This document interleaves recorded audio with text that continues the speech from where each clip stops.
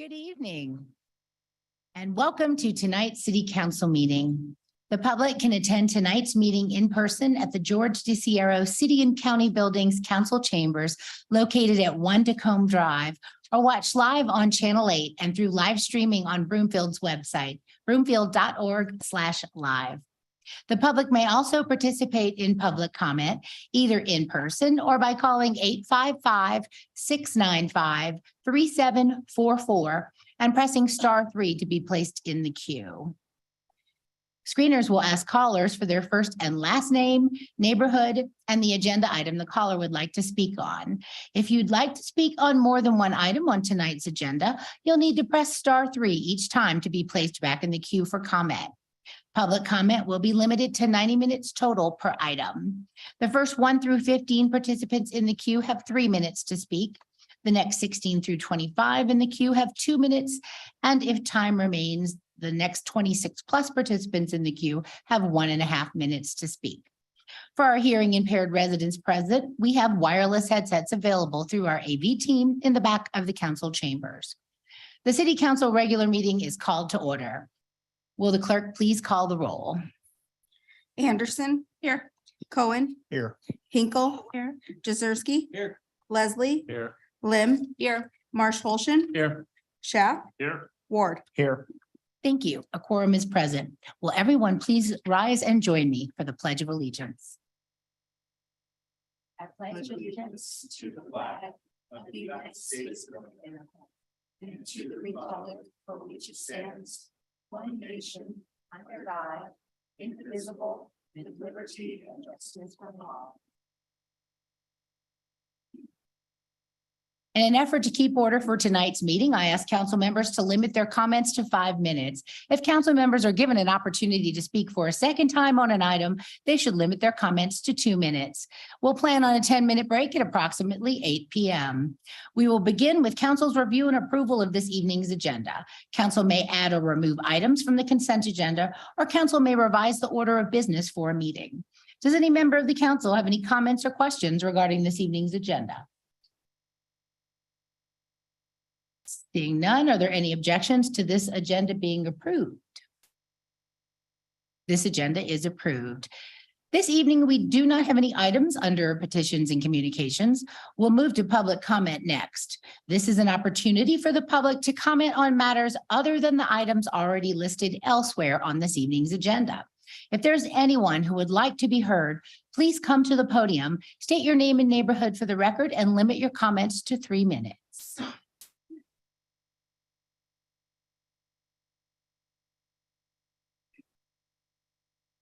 Good evening. I'm Linda Swain and I'm in Wilcox area. And today's National Compliment Day. So thanks for letting me speak. And I appreciate it. Broomfield to me is an absolutely beautiful place. I've lived here all my life. I've inner tubed down the canals. My dad was a farmer and rode my horse, and I'm a Spruce daughter. And with several generations of mine who have homesteaded in the area since the 1800s. So it's very personal to me. And the land we now live on was and used to be Adams County. And when annexed into Broomfield, there was an agreement that we'd always keep it A1 zoning, 2.5 acre minimum, and agriculture. I have seen unbelievable changes and little or no care for our rights. The weed concern is the latest. We do raise grass hay and keep it irrigated, and upkeep for us and all my neighbors that I know of. We care for our land and trees, and it's a priority. Wilcox area and Spruce Meadows owners are truly passionate as I am in the area. It seems very unfortunate that we need to watch so closely because we don't even know some of the things that pop up. And the ordinances, we continually protect our values, land, and rights promised to us. Little by little, things have changed. Toad or whatever we have had. Last week, several passionate people spoke with research and concern and spent many hours preparing ahead of time. I continually saw a vote by council members without the concern that I thought they'd have for those voices who thoughtfully spoke. Thankfully, there were a couple people who postponed it to June, and I appreciate that. They did show concern, and it was very clear. Our Ward 5 council members were not very supportive of any of our Ward 5 concerns. We truly are all together in this. People, council members, mayor, managers, we all care, and we care about Broomfield, whether we live on a lot in a subdivision or if we own acreage. As all Broomfield residents want, we want our rights protected and continually ask for your support. Please stand up for Ward 5. Talk to us, vote on it. Come to our houses. We love to discuss things so that we can all become one more. And then we can have our rights, views, wishes, and our love for our land and property for right now and in future. So thank you very much. Thank you very much, Ms. Swain. Appreciate it. And we, the ordinance will be later in the agenda. So if you're speaking on the weeds and rubbish code amendment, that will be later tonight. Hi, my name is Pete Snyder. I live in the Lackamora neighborhood, I guess, Ward 3. And a couple months ago, maybe closer to Thanksgiving, there was a vote by the council to take ownership of the land that the ditch is being filled in. I talked with Mr. Schaaf about that on the phone after the meeting and expressed my concern that there didn't seem to be much of a vote or discussion on the merits of that, if you want to call it a land swap. But now the work has begun and they're building the new ditch, and I can accept that, but I'm wondering what the plans are. I asked Mr. Schaaf if he could find out what the plans were for the park behind me that was going to be expanded. So what I was wondering and expecting some debate on was the benefit of trading this this easement off or accepting this so that this commercial building could be built, and then what kind of benefit we would be getting in return for the park. And so I'm just curious if you can tell me what the plans are for that park or how I could find out what's going to be happening behind my house. Thank you. Can we make sure that we have this gentleman's information to get him? Yes, sir, absolutely. All right. Thank you. Thank you.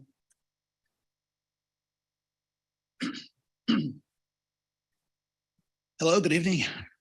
I'm Brian Howell. I live in Anthem Reserve, and I was hoping to talk about the North Area Water Storage Tank project. Mayor Pro Tem, and City Council members, I find myself troubled recently as I believe that the City of Broomfield might be in breach of contract as it concerns the North Area Water Storage Tank proposal. I'd like to read the disclosure for home buyers in Anthem Reserve here. Purchaser acknowledges that the lot which is being purchased is located in close proximity to future development of a water storage tank, which is singular, and Anthem Community Park, which will have development of lighted ball fields. The purchaser hereby releases and discharges the city and county of Broomfield from any responsibility or liability whatsoever for any claims or causes of action, either in law or in equity, arising from and in all impacts on the lot or the purchaser's quality of life, resulting from or related to land development of a future water storage tank as shown in the Anthem filing number 24 site development plan.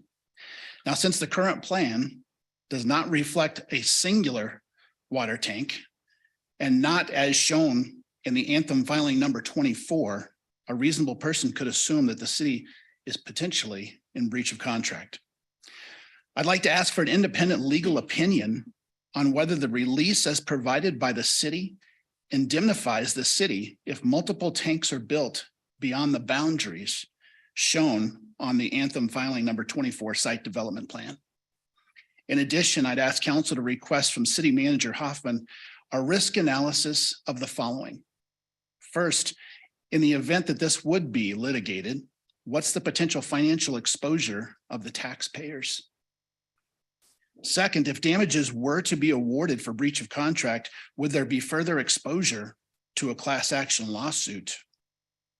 And lastly, could City Manager Hoffman present her findings to the council in a study session? All right. Thank you for your time. Thank you. All right. Appreciate it.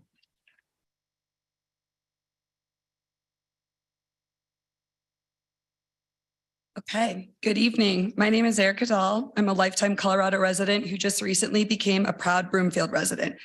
First and foremost, thank you for choosing to serve and represent beautiful Broomfield County.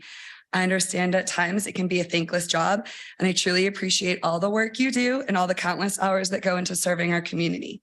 With that being said, I acknowledge that the constituents of Broomfield elected you all to represent the best interests of both current and future residents. I stand before you all today to question whether your decision to move ahead with the North Area water tanks aligns with the oath you have taken to serve this community. It is your responsibility as council members to look after not only the best interests of the current residents, but the future residents as well. As someone who was born and raised in Boulder, I think we can all agree one of the attributes that makes Boulder the beautiful place it is today is because the city council fought tirelessly to acquire and protect open space in order to maintain the natural beauty of Boulder. This has allowed residents and visitors from all over the world the opportunity to enjoy it. I would hate to see Broomfield make the mistake of letting their beautiful open space be taken over by water tanks when there are clearly solutions that will allow for water access and open space to coexist. Have you been to the Hilltop Trail? Have you enjoyed a sunset or walked your dog there? Have you sat on the memorial bench my neighbor Seneca beautifully dedicated to her sister who was taken from us too soon? My nephew's favorite thing to do when he visits is to hike to the top and watch the planes descending and ascending from DIA. If you have in fact spent time there, perhaps you have had a friendly chat with one of the other numerous outdoor loving humans on the trail and discovered that many people use the trail system, all with the end goal of reaching the top and taking in the unrivaled 360-degree panoramic views. Yesterday at the top of the trail, I met a lovely couple from Westminster. Last week, it was a couple from Denver who was visiting family. Both were dismayed to learn about the water tank project. One gentleman even commented, and I quote, "I thought Broomfield was smarter than that." To assume the only opposition comes from Plot 24 residences of Anthem Reserve is both naive and flat out incorrect. After studying many of the meeting minutes, resident comments, questions, and concerns, I can't help but get an icky feeling you are not being fully transparent with us. Aside from the fact that residents were not properly informed of this project before purchasing their homes, myself included, it would appear the project was originally approved to be one buried tank, which I think we all agree would be no issue at all. But it appears out of nowhere, the project has become 3 tanks and partially buried at best. Quite simply, your numbers do not add up, and you seem to have inflated certain projected costs without having the data to back them up. So you can simply say burying the tanks is not financially feasible. Let's be clear. We have at least 3 documents stating the tanks would be 1 tank and that this 1 tank would be buried. The first stems from an email from the city engineer stating 1 buried tank. The second is from a 2014 concept review of Anthem 24, in which city staff said the tank would be no higher than the current hill. Excuse me, your Something- time is expired. Can you please wrap up? I have 14 seconds. No, it's going up now. Oh, And now I you're- stand before you wholeheartedly to ask you from one open space lover to another, please reconsider making a terrible mistake and working with both residents and non-residents to save Anthem Hilltop Trail and preserve it for multiple generations to come. Thank you. Thanks for the extra time. Okay. Thank you. Good evening, respectful city council, and I appreciate the opportunity for me to come here and speak with you about the same situation that my neighbor Brian Howell and Erica Dahl had just mentioned as well. My name is Rupinder Saini, also known as Ruby Saini, and I'm a proud Broomfield resident for the last 9 years. And the last couple of years, me and my family have been living in Anthem Reserve. It's a beautiful city with beautiful views. So my request here today is to preserve the open space by the Anthem Hilltop community. It will be, in other words, sad and irresponsible if we were to have 3 tanks and partially buried. They'll be visible in the community, and lots of neighbors, not only from Broomfield, but other communities also come and visit the space. It's a beautiful surroundings in our community, and we really value it. Based on the conversation with our neighbors and also the past meeting minutes that have been published from the city council meetings, it seems like, there will be some additional work that could be done by the city employees to find alternate space for those water tanks. When the subdivision was in development phase, it was considered to build less number of houses to make space for the water tanks. Now, of course, less number of houses mean less revenue from taxes for the city as well. So considering all the options, it was decided that there will be one tank which will be buried. And as you've heard again and again, that would not be any problem. Now, all of a sudden, having 3 tanks, which will be best partially buried at the top of the hill. Now that's causing concern among our community as well. So I have 2 requests here for you. One is to reconsider saving the open space in the North Hilltop area. And secondly, to publish a report as to what due diligence was done by city employees to find an alternate space to have the water tanks. We understand, water is a necessity for the community and that needs to be provided. But what work was done to find alternate space so that it doesn't wreck the open space and natural views that we have in the community? Thank you so much.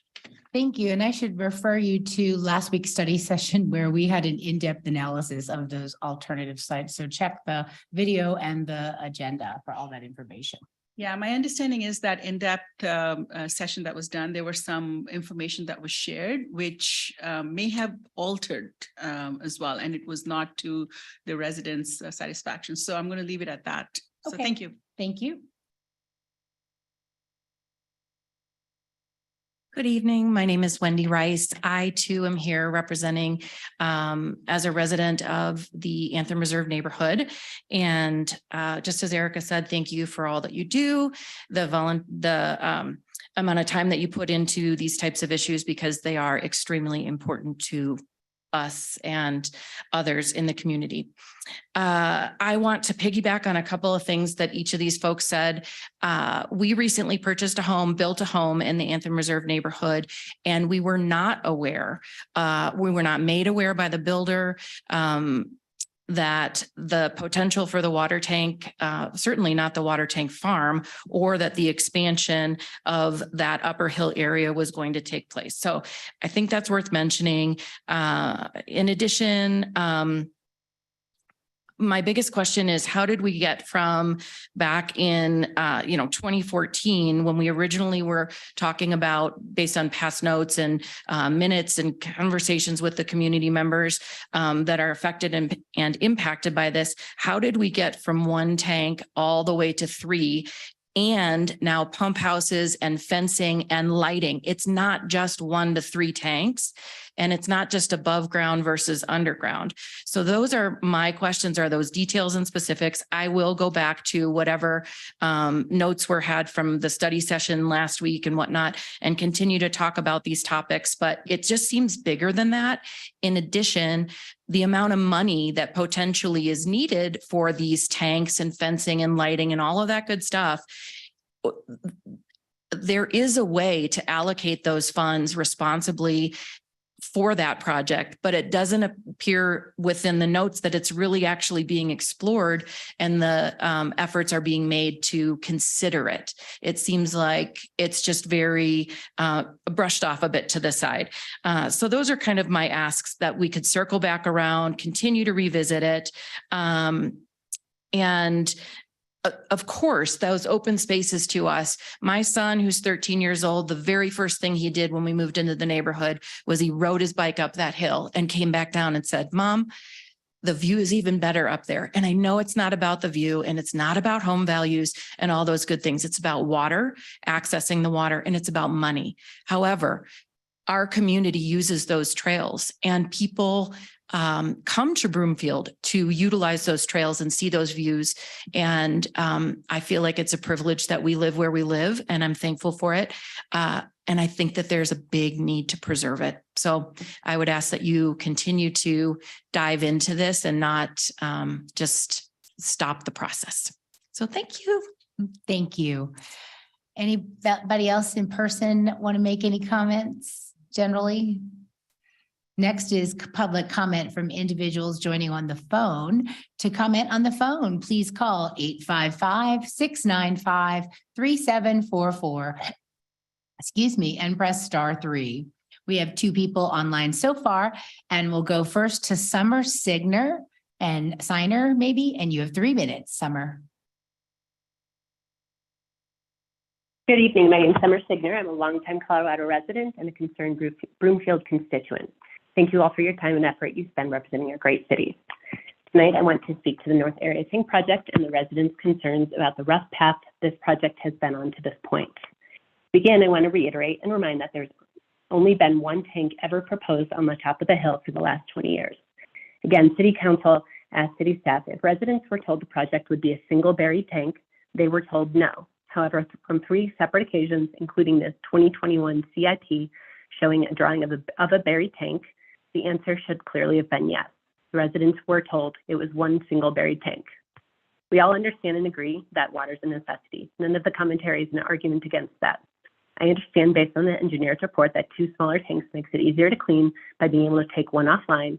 And with all that water not being needed right now, there would be a water quality issue with 1 large tank. Understood. However, adding the 3rd reused tank to the top of the hill grossly changes the intent for Track E as it was planned. Per the CIP plan, moving the 3rd tank to the top of the hill dramatically increased the cost from $4.8 million in 2021 and skyrocketed the cost to $16.5 million in 2023. That's an increase of nearly $12 million. And this increase is not due to inflation.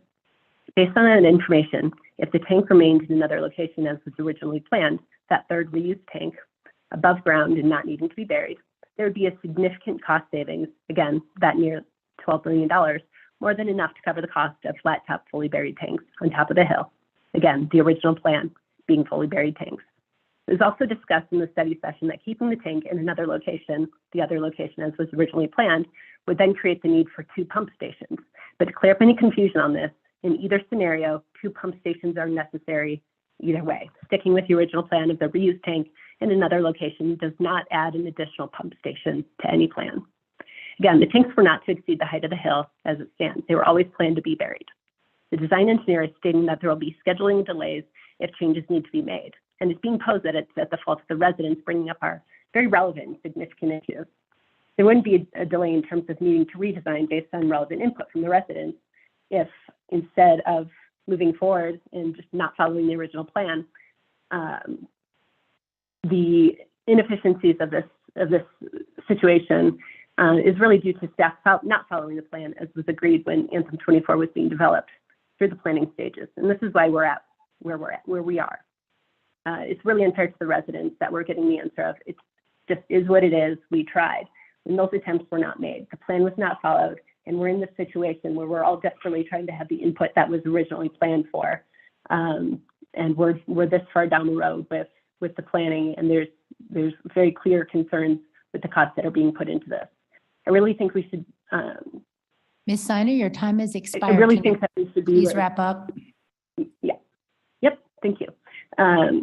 We really do feel that city staff should provide City Council with full information, and we should have a full understanding of all the details, not continue to charge ahead without following the plan just because it's simply easier to do so. Thank you. Thank you very much. Next is Andrew Coster. Mr. Coster, you have 3 minutes. Good evening, City Council. As I've said before, thank you so much for all your tireless service, understanding that you fit this in amongst your other full-time jobs. I can only imagine the effort and the time taken away from your families. I am truly grateful for it.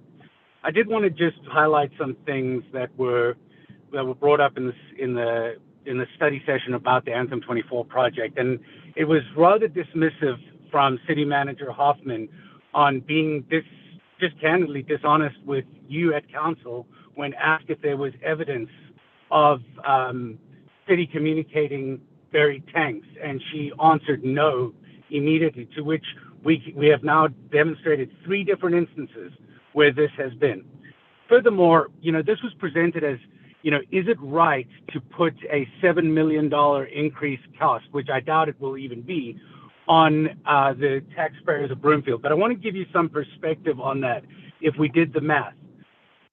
Just the loss of value to the homes in that area and the subsequent tax revenue could balloon up to about $25 million. Whereas that $7 million that the city, I think, grossly overestimates it would cost to fully bury the tanks.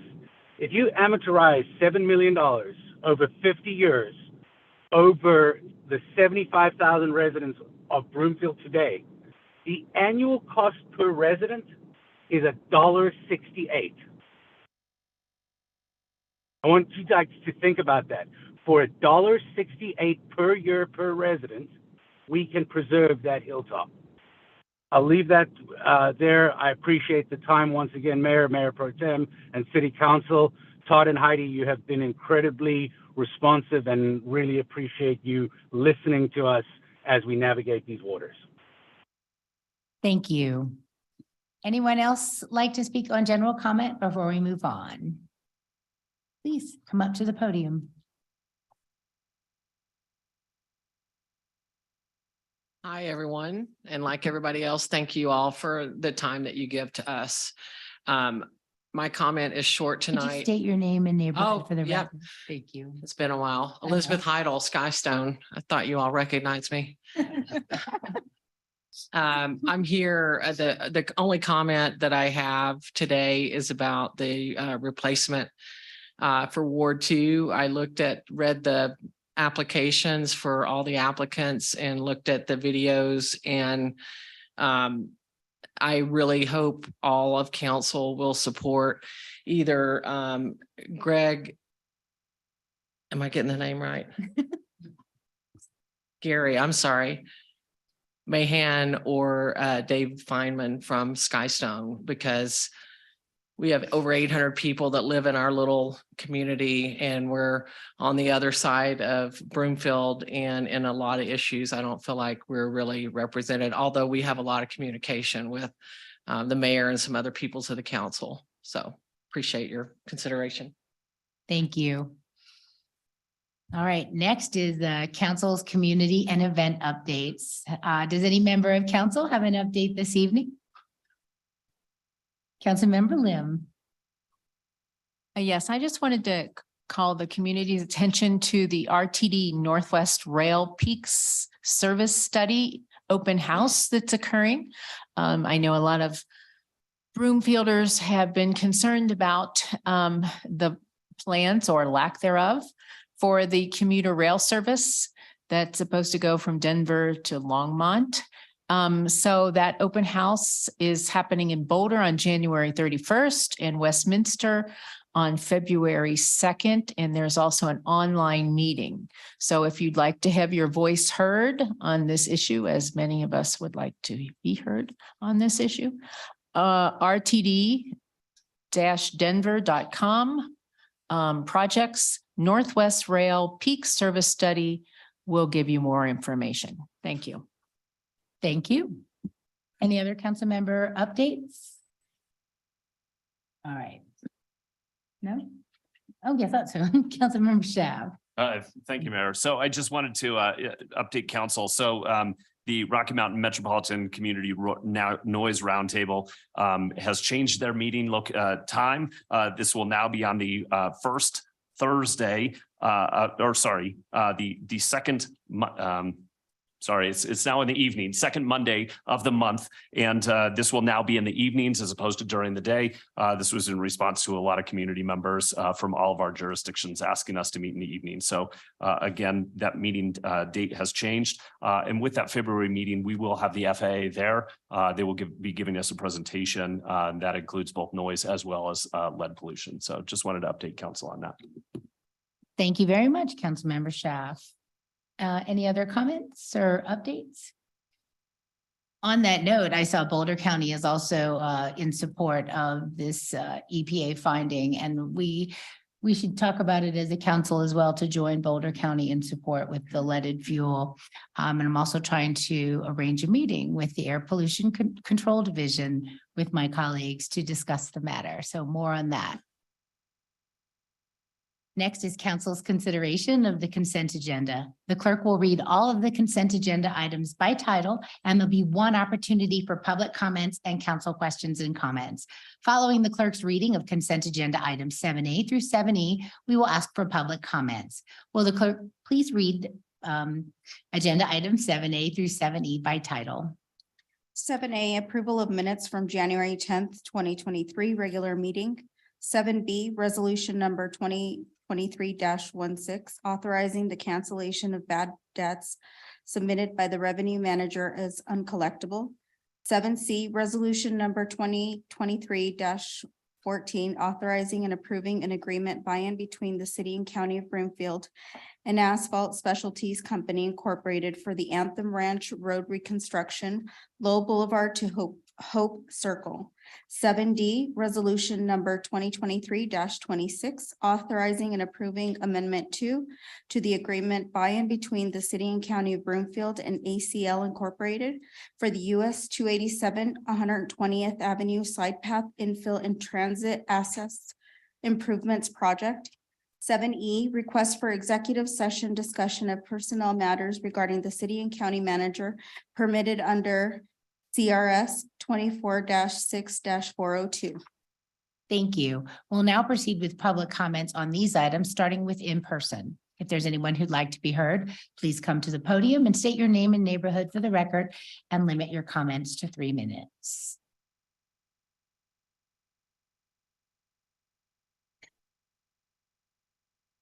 Roxy Jula Lacamora. On just a minute, sorry. On 7D, which has to do with the 120th Avenue, the consultant has come in and had amendments come in twice now already for their work to be done. I'm curious on how many more times we're going to let them have other amendments to keep adding money to that. It takes away from the money for the work on 120th, which is extremely needed. Thank you. Thank you. Anyone else? You check online. I don't see anyone. All right. Does any member of council have any questions on these agenda items? Councilmember Lim. Would there be anyone from staff who could address Ms. Jewell's question about the amendments that were needed to fund the project on 120th? You bet. Katie Allen, Thanks. City County Engineer. Miss Allen. Hi, good evening. Katie Allen, City and County Engineer and Co-Director of Community Development. So this second amendment is related, now that we've gotten a little ways into the design, we have to acquire right of way. And it has to be done through the federal process because this is a federally funded project. And so the consultant scope did not include the land acquisition services. So we are adding that to the scope so that we can get to construction. And we also are doing additional utility potholing so that we don't have any conflicts when we get to construction. We don't anticipate another amendment. If we do another amendment, we will be modifying the IGA with CDOT. Thank you. I'll just follow up on that. I mean, it did, when I read it, it did seem a little unusual to me that a consultant shouldn't have realized in the first place the easements that were needed. So is that unusual or not? No, because you have to come up with a solution first and then find out what land is necessary to implement that solution.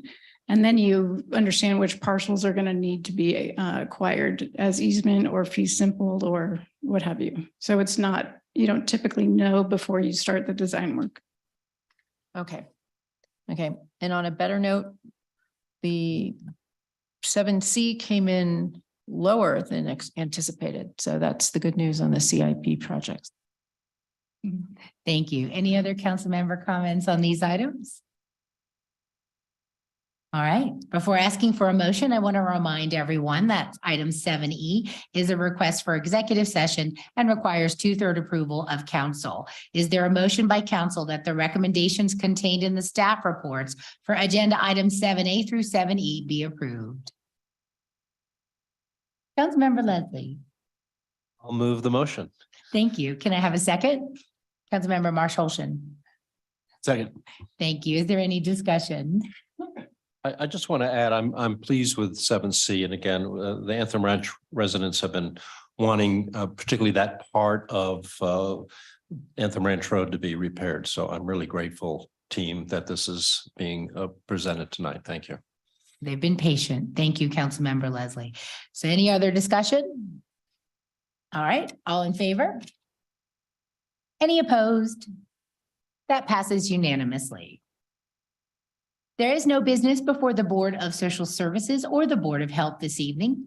Our first item under council business this evening is the public hearing and council's consideration on second and final reading of proposed ordinance number 2201 regarding weeds and rubbish.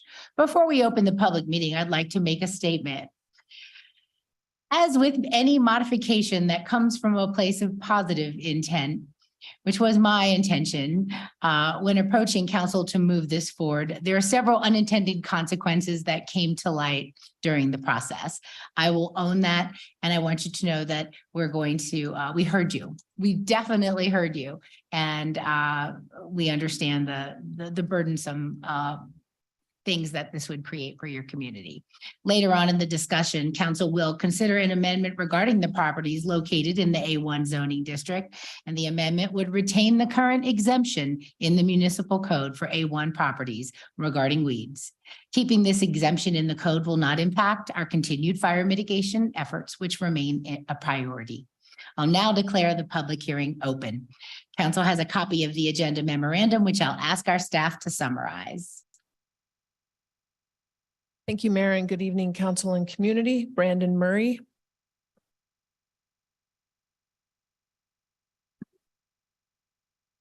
Mr. Murray.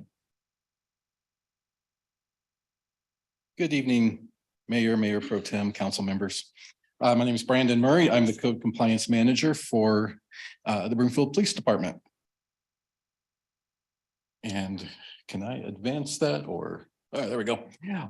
So speaking about the weeds and rubbish ordinance, starting out with the weed, it's kind of complicated because this ordinance actually deals with weeds, hazardous trees, rubbish, a variety of other things. So regarding the weeds, the current municipal code on weeds regulates weeds, rubbish, hazardous trees, and outdoor storage throughout Broomfield, regardless of the zoning. Some property types are currently exempt from the limits of weeds. A1 and rural residential. Rubbish and outdoor storage are regulated in all residential use properties, and that would include rural residential and A1. Hazardous trees are not permitted on any property. Next slide. So the key changes that we've proposed is to remove the exemption from the current code for maintaining weeds for rural residential properties only.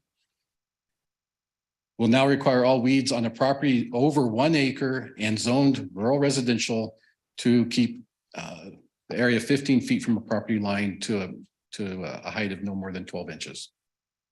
So, Mr. Murray, though, has it been updated to reflect the proposed amendment?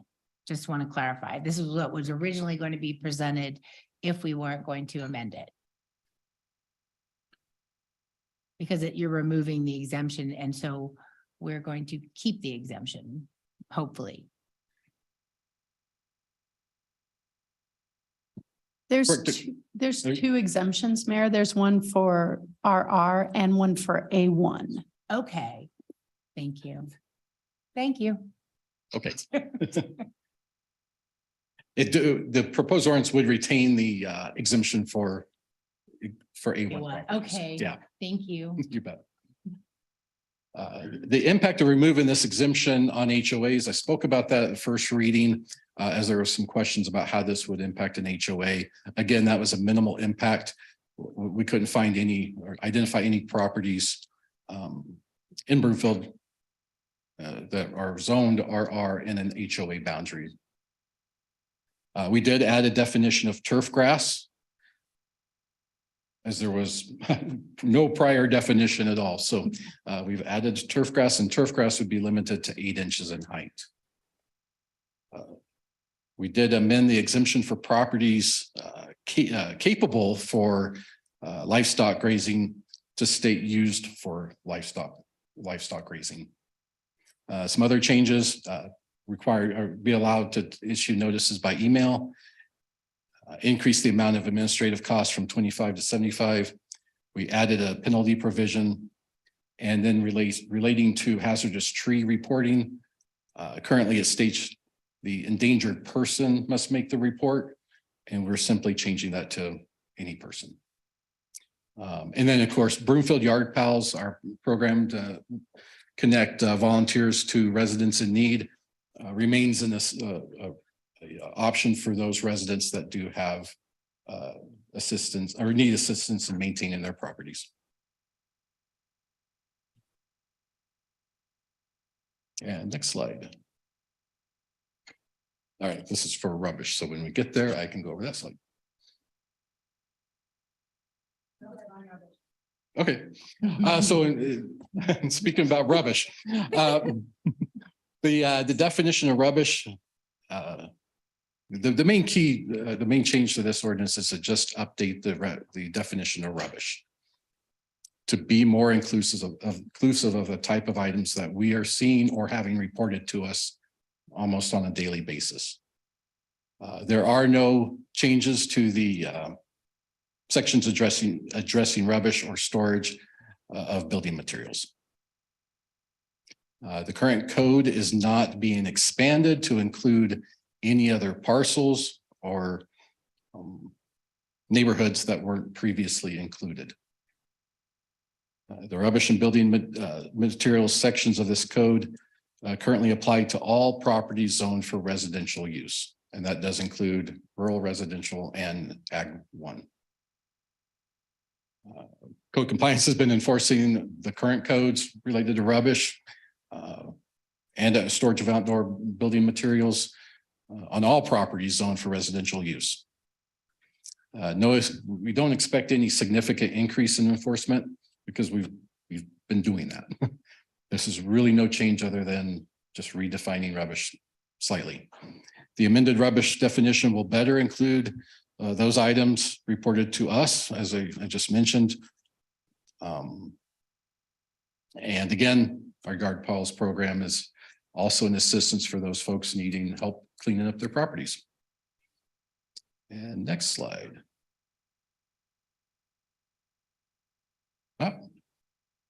That must have been the last one. Thank you for your concise presentation, Mr. Murray, and I apologize for getting confused. So is there anything else to add before we move on to public comments? All right, thank you. We'll now proceed with public comments, starting with in-person. If there's anyone who would like to be heard, please come to the podium, state your name and neighborhood for the record, and limit your comments to 3 minutes.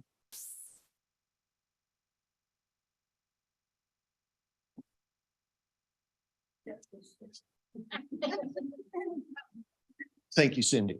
Lon Selmer, long time, I guess 26 years now, Wilcox resident. Been in Wilcox longer than Wilcox has been in Broomfield. So 3 things. I'm not going to take my 3 minutes. This will be the first time ever. So I'm going to speak really quick.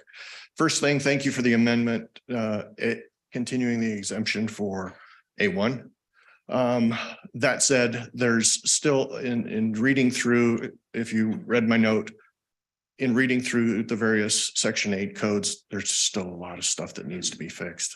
So I would ask that as the third part of the statement, that you commit, it's been committed in email to us. I'd like it on the record that we will be staff will be directed to work with us, hold some meetings, that kind of stuff to discuss those Section 8, particularly, I think it's 20, 30, and 40 or 30, 40, and 50, whatever the numbers are, in the near future, not an open-ended, yeah, we'll get to it kind of a thing. That's all. A minute, way faster than I've ever been. So thank you. Thank you, Mr. Sauer.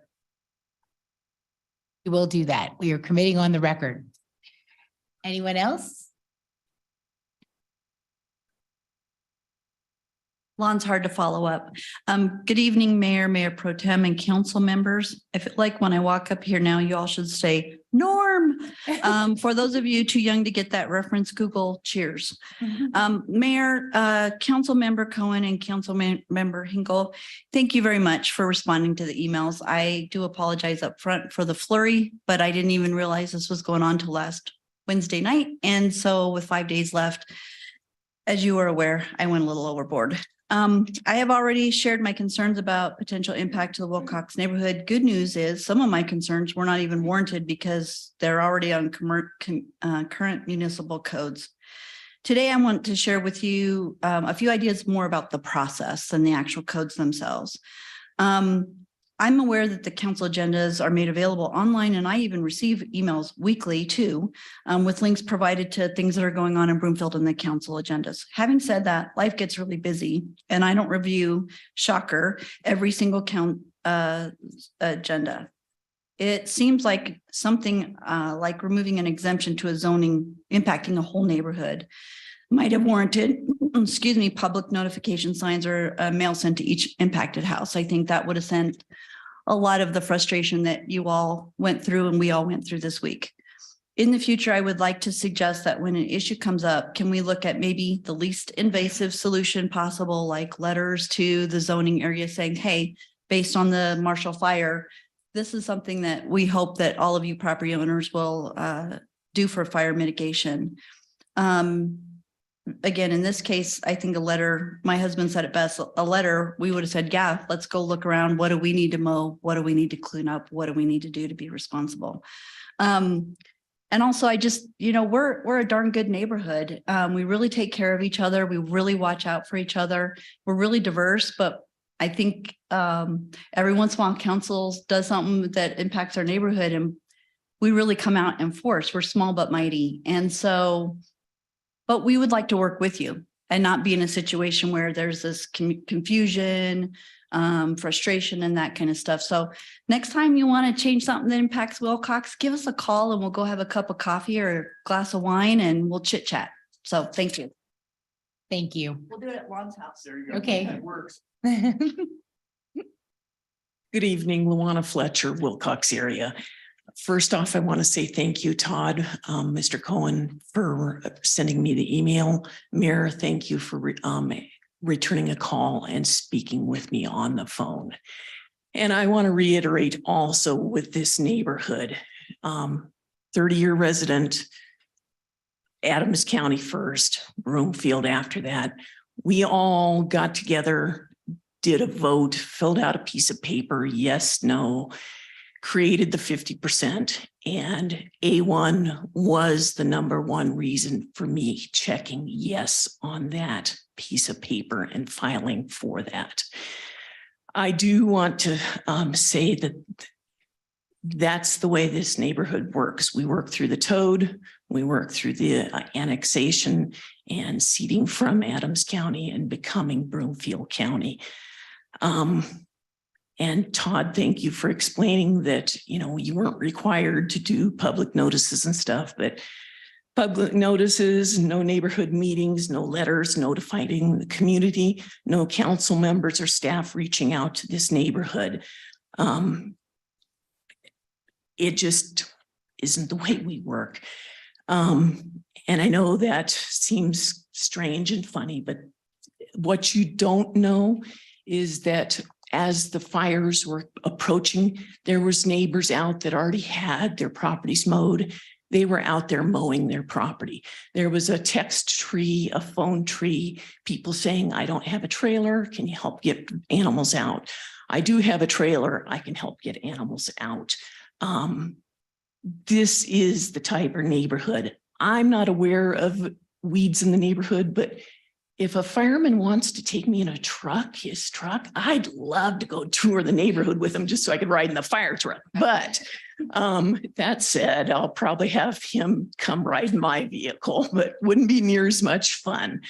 But that also said, CSU has a wonderful fire mitigation for properties and stuff, and lists acre, how far to plant trees and stuff. Might be nice for the city to take a look at that.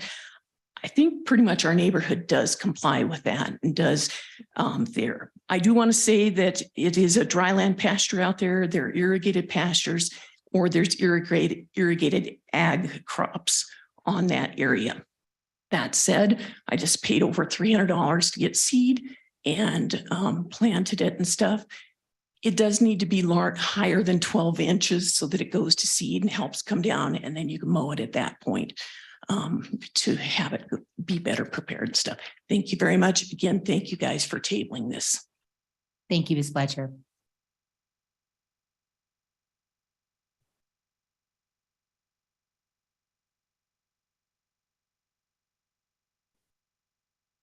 Hello, my name's Chuck Swain, Wilcox. I've been involved in the area quite a bit. I was involved in the final negotiations that determined staying Adams County or being Broomfield. It was the A1 zoning was the issue that was concerned. The other issue was I didn't want our neighborhood to look like Federal Boulevard from 48th Avenue to 72nd Avenue. I wanted it controlled as development happened. We look at you as people to control the development, keep things under control. We don't look at you to come in and change the understanding of how life goes on because somebody has an activist attitude about it. All of this stuff on the weeds and the rubbish, I've never heard one person talk to me. We're there all the time. I'm always working on my property. Nobody's ever expressed a problem. I've never seen a problem. The day of the fire, December 30th of 2021, I was out running around and I saw the smoke.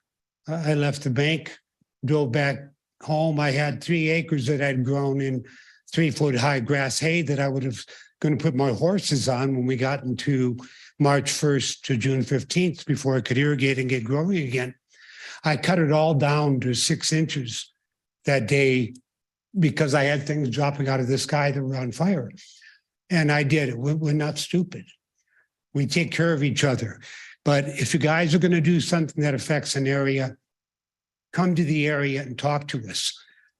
We can deal with things and we're reasonable. We can make decisions. We're smarter about our area than any of you are because we live there. We live with it every day. And the other thing, going back to the firearms last week and with this issue, there are certain issues the council should gather information on, gather pros and cons, and then have set up citywide meetings or neighborhood meetings to express it to the citizens. Because your choices don't just affect 1 or 2 little development things, it affects everybody.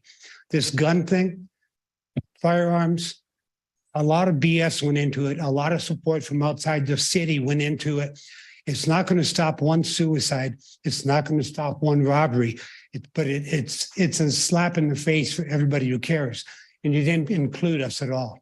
I think you ought to rethink through your structure, the way you do business. And in fact, decide which things you can make decisions on reasonably because they're just enforcing what already exists. When you're going to change something, gather the facts, talk to the community, and have a vote on paper ballots in person, no mail-ins, and pre-numbered ballots with watermarks, and let everybody vote and see what people think after they know the facts. Make it real. It's our home, not just yours. It's ours too. Thank you. Thank you. Is there anyone else who'd like to speak on this item?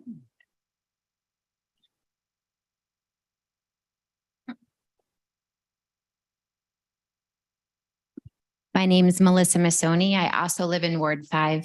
I wanted to say first and foremost, thank you, Mayor. Thank you for listening to all of us from Wilcox, from every walk of life with dignity and respect, and responding via email, via calls to our concerns and letting us know that we were heard.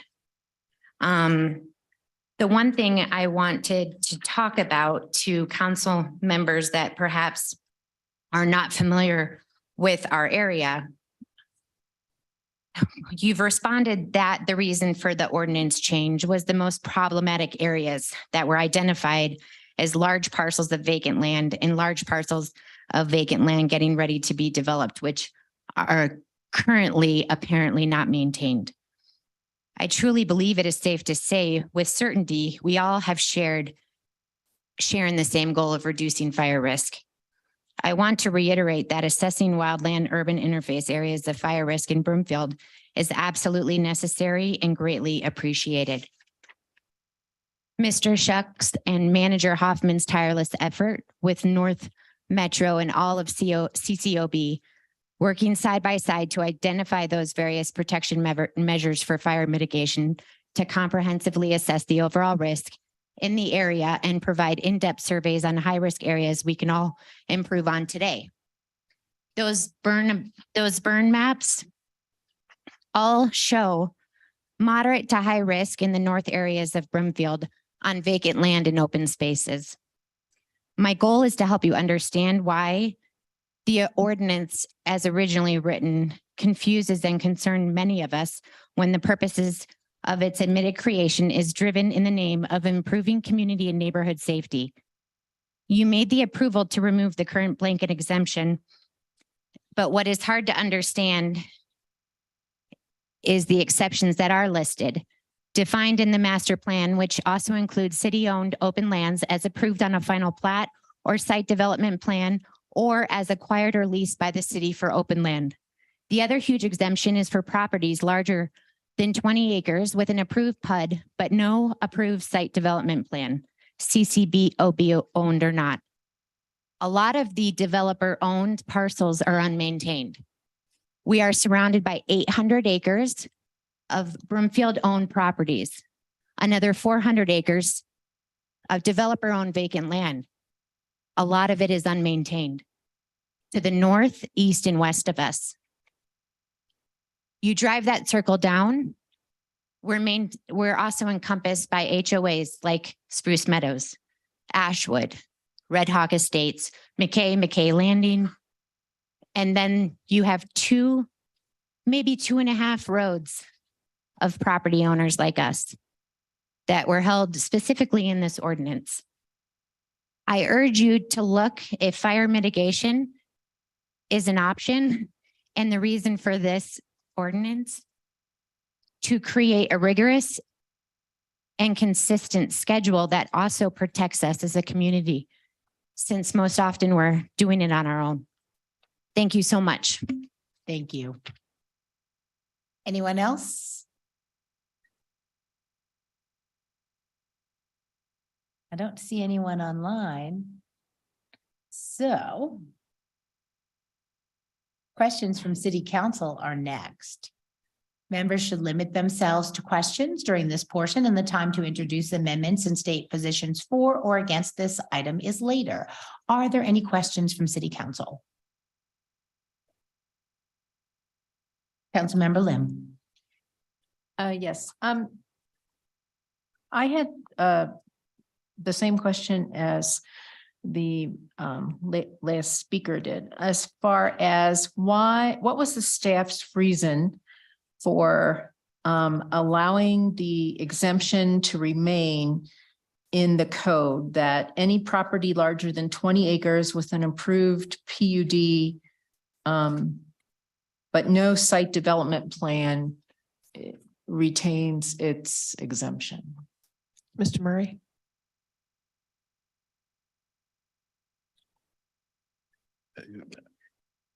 The direction I was given was to really focus on the A1 and rural residential. I am trying to recall some discussions we had about the PUD over 20 acres.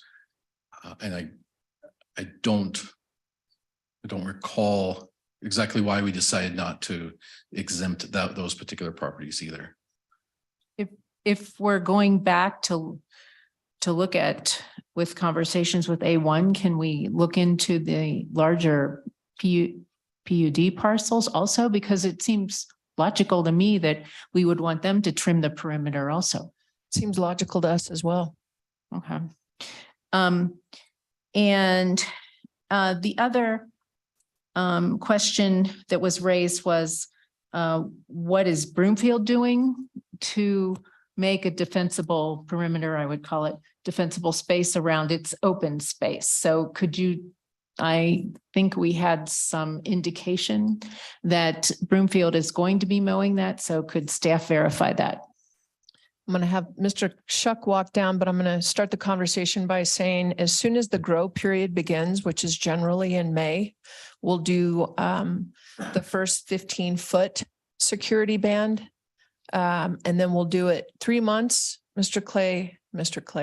Shuck, fill in the gaps for me if you would, please. Sure. Good evening, Mayor, council members, City Manager Hoffman. That is correct. So what we've been doing and what we did last summer was that once the growing season starts, we'll mow 3 to 6 times based on the grow conditions, the rain, those type of things along the trails and pathways. And then additionally, after we met with North Metro Fire, what we decided we would do was on our west facing properties. After the growing season, we would mow at least 30 to 50 foot band. And that really depends on the topography of the areas where we can get to that 50 feet. So those are what we're currently doing on our properties and then on those west facing properties. Okay, thank you for filling us in on that. That's it. Thanks. Thank you. Any other questions? Well, I guess I'll just ask, do you think it warrants a postponement to discuss these other issues with the exemptions? Unless you just really want to update the definition of rubbish. I'm gonna, so staff talked about that, Yeah. earlier. And Mr. Murray's recommendation, aside from the A1, was having more opportunities, with the scrutiny attached to it, of course, to clarify and not have such specificity with those definitions. And so this is an example of when, with the unintended consequences of really zeroing in to solve one problem, but thinking a much wider swath is going to address those problems. That said, one of the examples was right now in the code, we don't specifically list mattresses. We've got a lot of issues with folks that have mattresses in their yard. Not A1, I can tell you that simply because you all do such an exceptional job from a neighborhood, your neighbors wouldn't allow you to have a mattress in your yard without saying, what the heck is happening? That doesn't apply to the much larger residential neighborhood. So Mr. Murray indicated when we were speaking earlier, Mayor, about doing not just postponing it, right? We want to make sure that we not only do we get it right, but making sure that these applications fit A1 as they do the rest of CCOB. So that's why we didn't want a postponement. We wanted to have to a date certain, having that opportunity to wrap around. Mr. Murray, that's a long way of saying it's not just about mattresses, but your professional opinion about why it's important to have those definitions within that rubbish category, please. Thank you. Like I said, our current rubbish definition, it applies citywide to any residential property. And in its current form, significantly limits our ability to handle citizen complaints. We do get a number of complaints about mattresses, about couches, and various other items obviously discarded out in the front yard. But unless we can prove that they're dilapidated to some degree or intended to be discarded, there's not a whole lot we can do under the current definition. By just improving that definition, namely adding in that any item not intended to be stored outdoors, gives us that ability to properly address the variety of things that we get reports on. And again, I mean, we do not go out and write a ticket on day one and give them 7 days and then we're there with a dump truck loading everything up. There's a long process. We do give people the time. We understand extenuating circumstances. And again, last year, we had over 2,000 violations. We wrote 15 tickets. Less than 1% of our cases result in a summons, meaning just over 99%, we gain compliance through working with folks.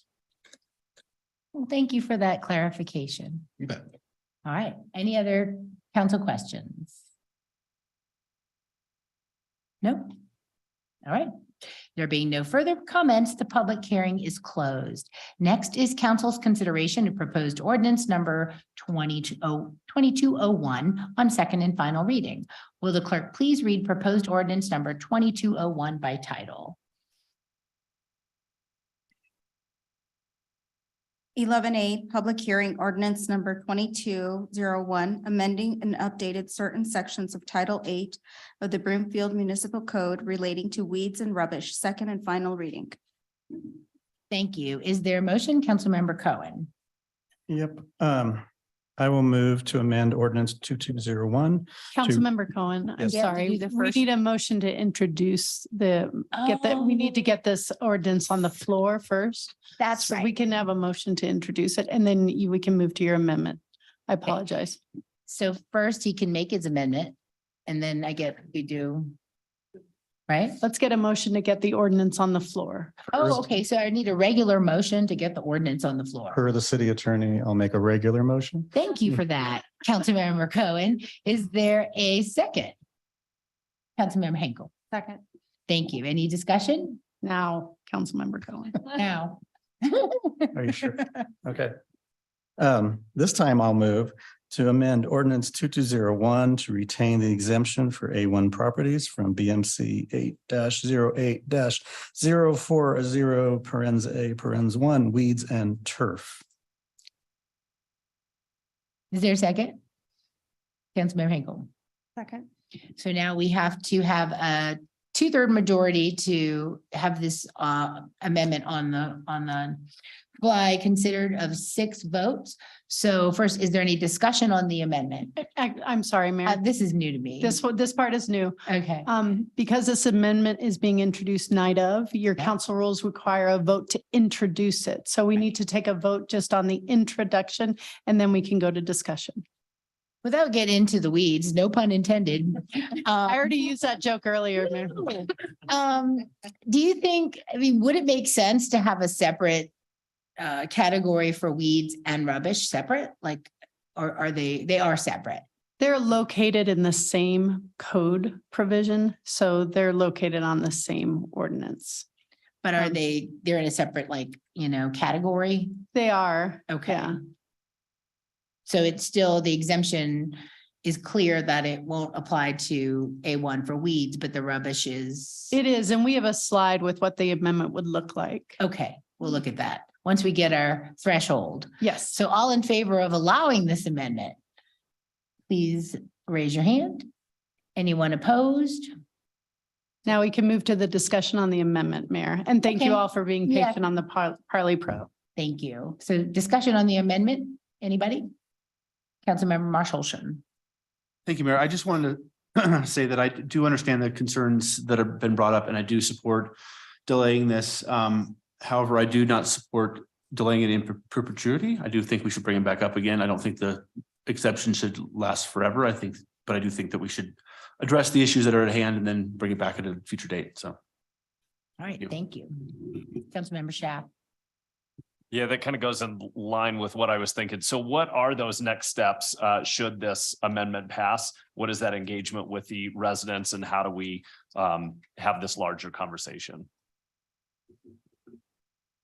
The engagement will start as soon as A1 folks step out of that door. I have a really strong suspicion that Brandon Murray is going to meet them out there in the lobby. I, for one, would like to tour Wilcox.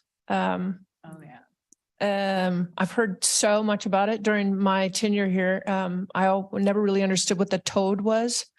And then when you started digging down into what the toad actually is and what it was for, I think we all have a taste, especially for those that are on this dais, including Abby Yeoman, coming from what farms look like, helping with those definitions.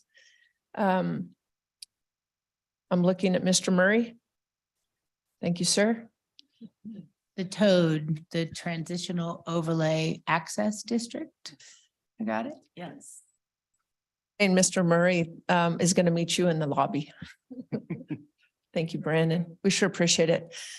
So to your point, Councilmember Schaaf, I wouldn't anticipate that it's going to take a labor intensive or even a heavy lift. To Councilmember Marsh Holshan's point, to have a date certain after we do the information gathering, perhaps in a more informal setting with the feedback given to council with what we found and what the proposal could look like prior to reintroducing any kind of ordinance. All right, thank you. Any other discussion? So now we'll vote on Councilmember Cohen's amendment. All in favor?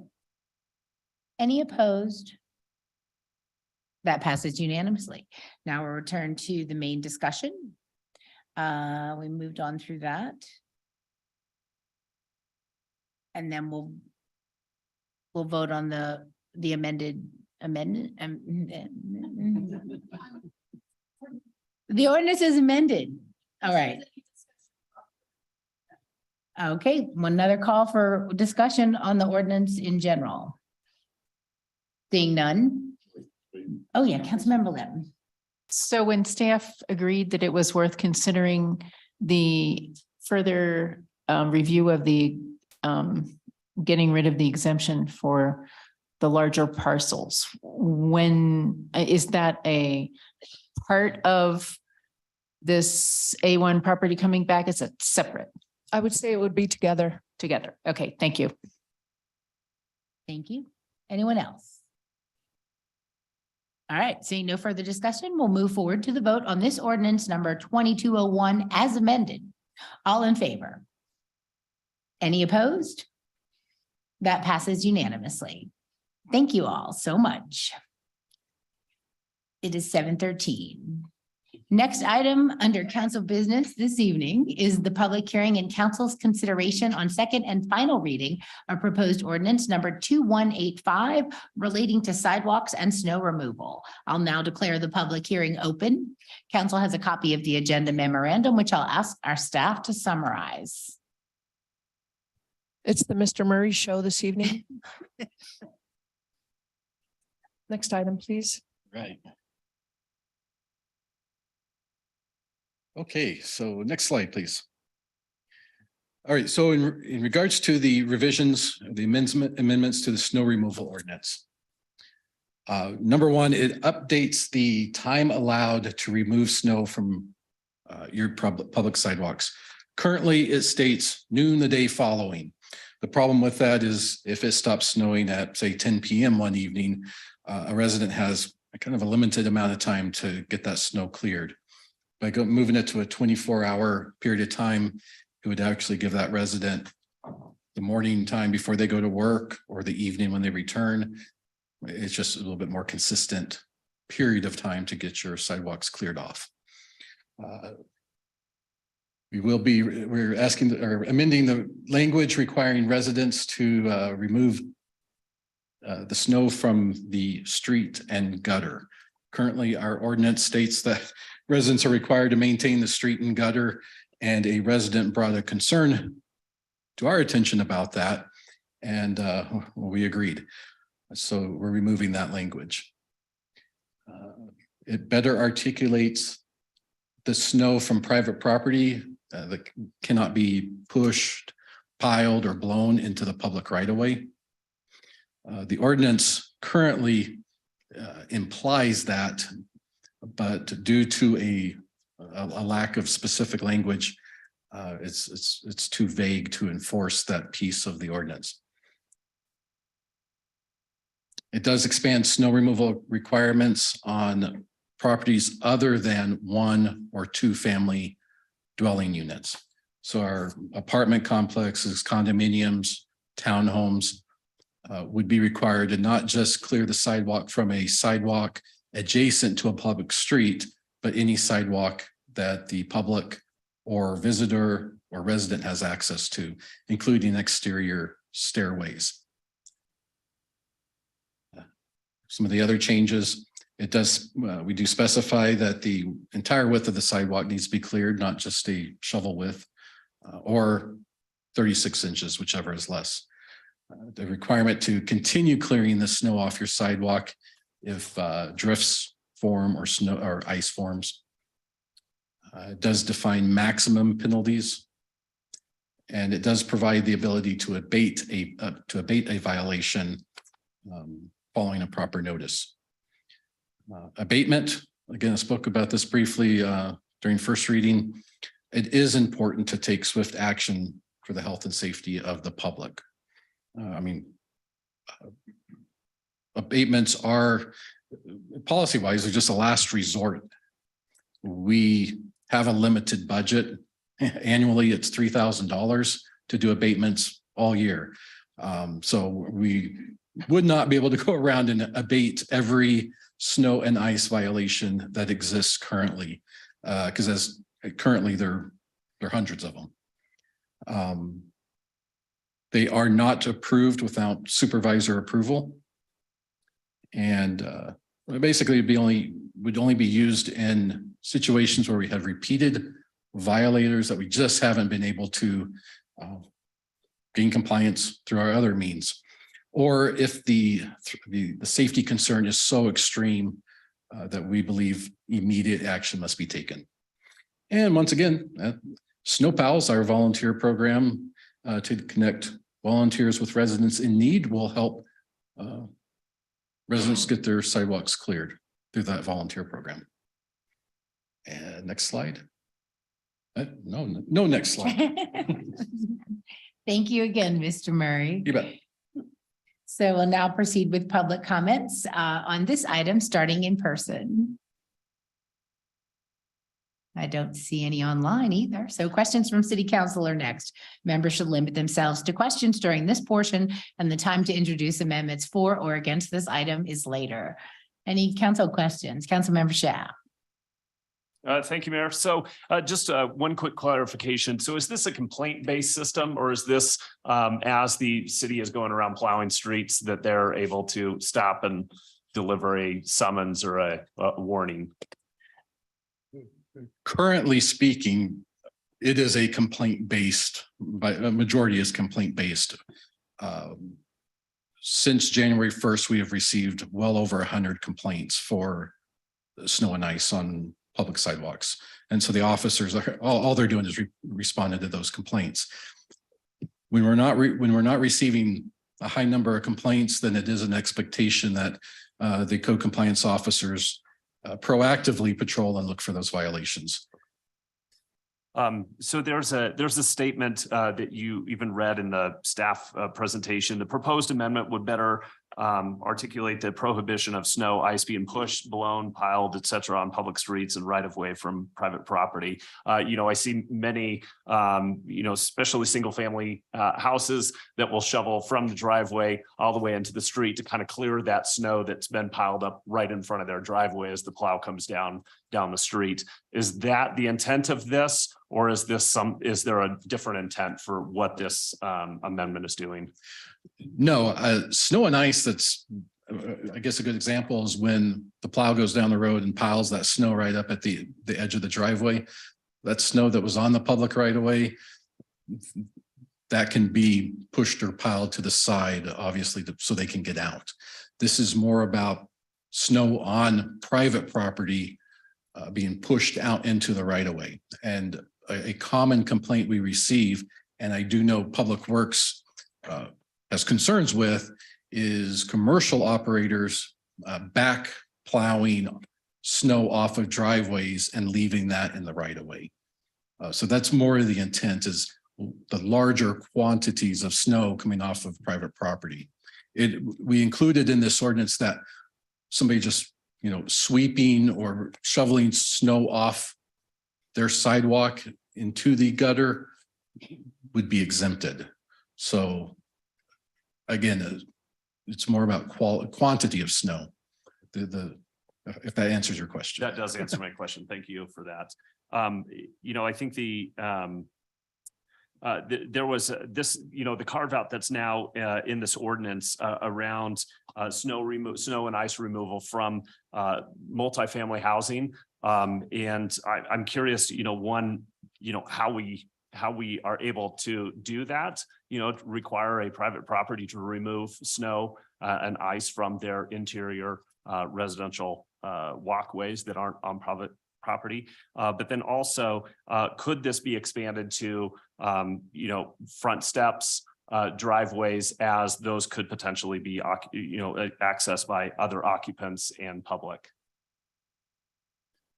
That is not, the intent is not to expand it to a private or a single family residence being required to shovel the sidewalk from the street up to the front door. That's why it specifies properties other than 1 or 2 family dwellings. So that provision wouldn't apply to, your typical single family home. To answer your question, how we can apply that code to private property, that may be a question for legal, but I believe it falls under, general police powers. That is correct. This government, like all governments, has the authority to pass laws to protect the health and safety and welfare of its citizens.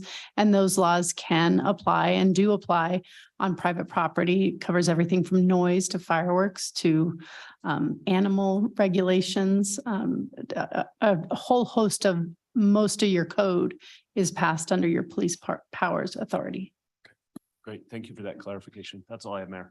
All right, thank you. Councilmember Lim. Councilmember Schiff just asked one of my questions.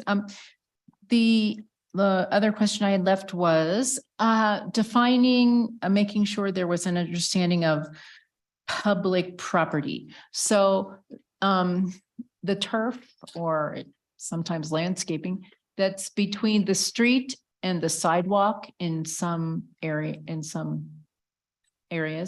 is that public or private property? If someone were to shovel the snow from their sidewalk onto that turf next to the street, is that a violation of this code? That would not be a violation of this code. I mean, that is typically an easement area. Yes. However, it's under the responsibility of the property owner. So if snow piled up on that, what we call a tree lawn, would not be in violation of that. Okay, thank you. Good, because that's where I put mine. Councilmember Ward. Thank you, Mayor. I have a question in regards to section 1 of, or I should say section 2 of chapter 12-04 regarding sidewalks. It might be chapter 3, actually.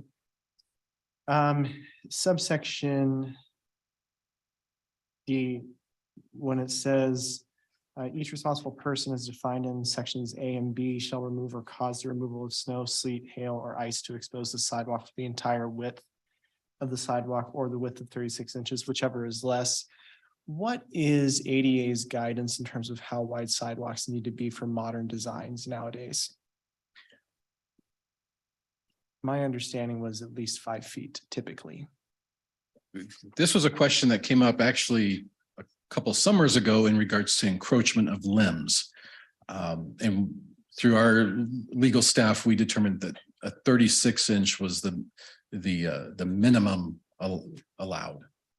As far as design standards of new sidewalks, I am not aware, but it certainly could be 5 feet. Okay. Because I would much rather, like, every other document I've seen in regards to the construction of sidewalks says typically 5 feet is 5 to 6 feet is best. I know there are some circumstances where they allow less if there's less land available.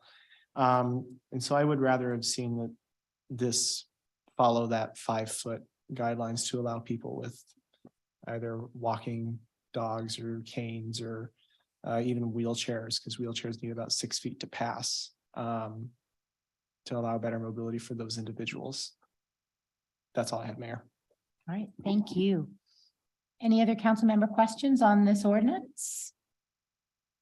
There being no further questions, the public hearing is closed. Next is council's consideration of proposed ordinance number 2185 on second and final reading. Will the clerk please read proposed ordinance number 2185 by title? 11B, public hearing ordinance number 2185, amending certain sections of Title 12 of the Broomfield Municipal Code relating to sidewalks and snow removal. Second and final reading. Thank you. Is there a motion? Councilmember Leslie? Yes, Mayor, I move the motion. Thank you. Is there a second? Councilmember Marshall. Second. Thank you. Is there any discussion? Councilmember Shah. Thanks, Mayor. So following up on the complaint-based piece that I looked, and that goes right through the code enforcement website. You can submit a complaint through there. As I was out walking around today, I came upon a public sidewalk that was covered in ice and snow and submitted a complaint through there, as I don't know who the property owner is. I just know the large swath of street that it's located on. So that complaint system is there online. All right, thank you. Any other discussion? There being no discussion, we'll move forward to the vote on ordinance number 2185. All in favor? Any opposed? That passes unanimously. Thank you all. The next item under council business this evening is the appointment of a council member for the current Ward 2 vacancy. William Lindstedt resigned from his role as Ward 2 council member on January 8th to join the state legislature, creating a vacancy in his position. The charter provides that council shall vote to fill this vacancy within 30 days, but the specific details as to the procedure to use is not set forth in Broomfield's governing documents. This evening, we will use a similar process to what was used for the most recent council appointment at the July 13th, 2021 council meeting, and what is used to fill vacant board and commission seats. The city received 7 applications by the stated deadline from duly qualified individuals. They are Mark Van Jacobs, Paloma Delgadillo, David Feynman, Francis Naylor, Tim Klenow, Gary Mahan, and Anna Temu-Oding. In accordance with the procedures set forth in section 6.1 of council's procedures and rules of order, the process tonight will be as follows. Nominees will be identified. If the number of nominees does not exceed the number of vacancies, council will proceed directly with a motion to appoint. If the number of nominees exceeds the number of vacancies, council will proceed by vote by saying the name of the individual they want elected as the council member for the Ward 2 vacancy when the clerk calls their name. Following the vote, a motion to appoint the candidate by name will be necessary. Before we proceed with nominations. Was that me? Ooh. Before we proceed with nominations, will council please get out their devices? That was scripted. That wasn't me. Get out your devices and open the voting portal. It should be in an email at the top of your inbox from Kelly Cole. I didn't, do I get one? All of council should have, just within the last 15 minutes, bringing it to the top. Okay, hold on. Got it? Oh, there it is. Mayor It's at Pro the Tem, are top. you good on Okay. that? All right. I see it now. So we will now proceed. Does everybody have it? We'll wait till we get everybody.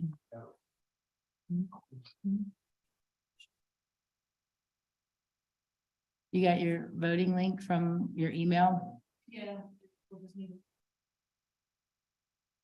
It says there it's not accepting responses, but that's normal because it hasn't been queued up yet. Now they refreshed it. Let me refresh and see if that looks better. Okay, here we go. Yes, good evening. Hi, Please, Ms. refresh. Beta. So we'll now proceed with nominations. A council member may nominate more than one individual, but I do ask that you make each nomination separately. As a reminder, nominations do not require a second. Are there any nominations? Councilmember Cohen? I wasn't going to make a nomination, but just a quick comment, if I Sure. may, since I went through this process 18 months ago myself. You did. So I prefer to be on this side of the microphone for that. But there are far more people applying. So I just wanted to thank everybody who did apply. I think other council members noted as well that we had a very high quality pool of candidates. Each and every one of you are, I think, are fully qualified to be on council. Obviously, we can't appoint everyone. But I want you, obviously, one person is going to be appointed and other folks will go home perhaps disappointed, but I hope you will feel ratified by the process and acknowledge that we appreciate your willingness to serve, and maybe we'll see you again this fall. All right, thank you. Councilmember Hinkle, did you have your hand up? I wasn't sure. Yeah, We're taking comments, I guess. yeah. Okay. I did want to say tonight, and I normally don't speak a lot unless like somebody's going to change my vote or things like that. So I do want to tell all these applicants, I haven't seen an applicant pool like this in a long time. It gave me chills. And you guys were very responsive to council members' questions. And they were really in depth and actually, I won't say who, but I will follow up with the one person who I think actually changed my mind on one of the firearm ordinances. I was really impressed with the applicants. And just really appreciate a lot of your engagement. I could tell you all have been engaged for a long time and I've just really appreciated that. So thank you. Thank you. Councilmember Ward. Thank you, Mayor. I also want to echo what Councilmembers Henkel and Cohen have already said, especially as the Ward 2 representative that's only up here right now. I do appreciate each and every one of you applying. I was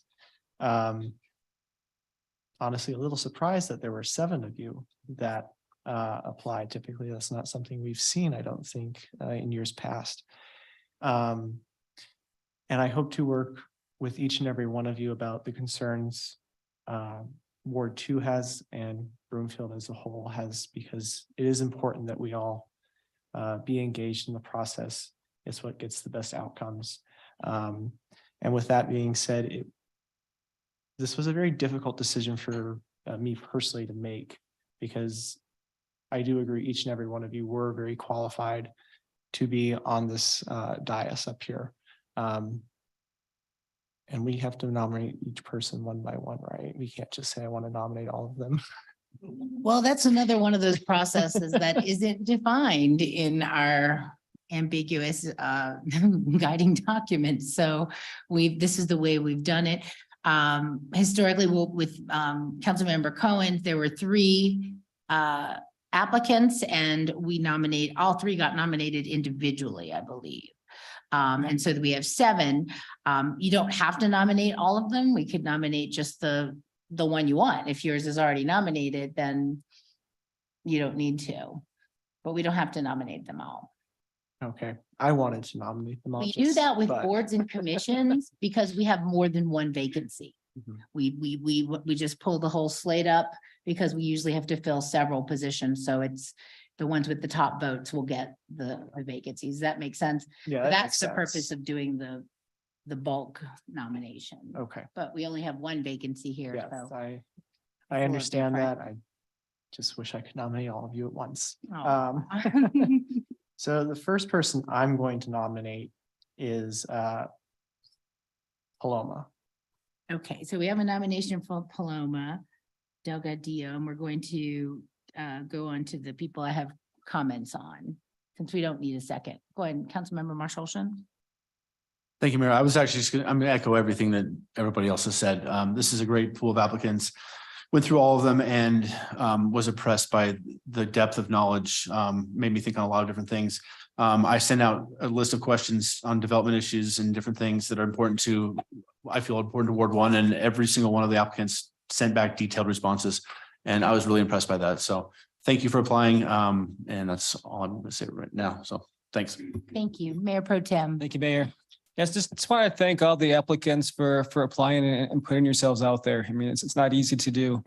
And for anyone who is not successful tonight in this appointment, if you're still interested, I certainly encourage you to put your head in the ring. This November is going to be an open seat, and we're going to be having ranked choice voting for the first time. So that's going to make it a little more interesting. So if you remain interested, definitely continue that ambition and put yourself on the ballot in November. And if you don't want to go that far, we also have boards and commissions appointments coming up as well. So if you're not already involved in the community, there's going to be other ways to be involved outside of being on the city council. So thanks again.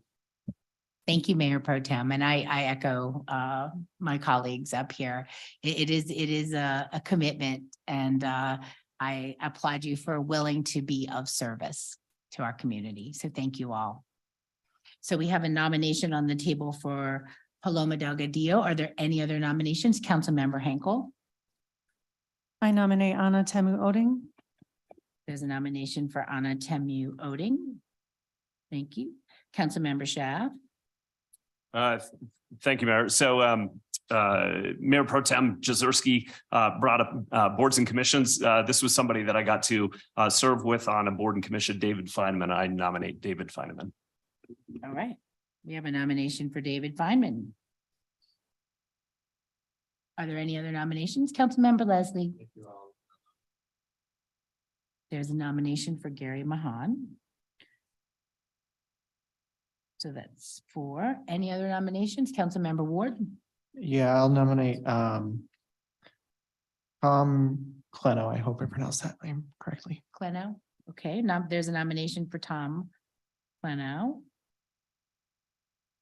Councilmember Henkel. I nominate Francis Naylor. There's a nomination for Francis Naylor. Councilmember Ward. And then lastly, I will nominate Mark Van Jacobs. Mark Van Jacobs, there's a nomination for Mark Van Jacobs. So is that all of our candidates that have been nominated? 1, 2, 3, 4, 5, 6, 7. Yep. Okay, wonderful. Don't have any more to nominate. So we'll proceed with public comment, starting with in person. Would anybody like to comment on these items? On these items? These people, these candidates, these applicants, these potential public servants. Okay. Then we'll now proceed with council's vote to elect a council member for Ward 2. Council will vote on their electronic devices. The voting results showing who voted for each applicant will be shared on the screen following each vote. There will not be a secret ballot. The applicant selected must receive a simple majority of the vote. If needed, the voting process will repeat, removing the applicant with the lowest total until one applicant receives a simple majority of the vote. I need permission to walk out of it. Okay, that's why we have IT here. I have a question for our legal. Do I vote or am I still just a tiebreaker? You are still a tiebreaker. Okay. It's a vote by council. Okay, thank you for the clarification.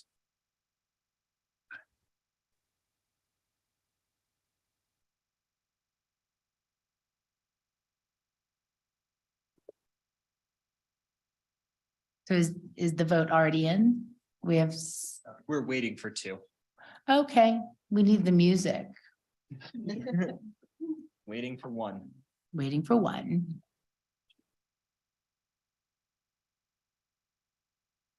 Are we naming and shaming who hasn't voted yet? Oh, Good. you named yourself.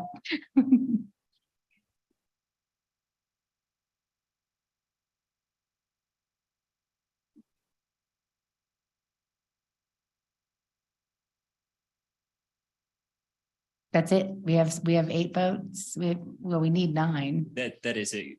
That is Mayor, 9. we do have Okay, all so votes. the votes have been completed. And we have the results on the screen. Paloma Delgadillo received 7 votes. Gary Mahan received 1 vote and Anna Temu Oding received 1 vote. So by majority, Paloma Delgadillo will be getting the appointment. Is there a motion to appoint Paloma Delgadillo as council member for Ward 2 and to allow the swearing in to happen on February 7th, 2023? Councilmember Ward. So moved. Thank you. Is there a second? Councilmember Leslie. I second the motion. Thank you. All in favor? Any opposed? That passes unanimously. I know that Ms. Delgadillo reached out. She's traveling for work, but she is joining us remotely. Congratulations, Ms. Delgadillo. Do you accept the nomination?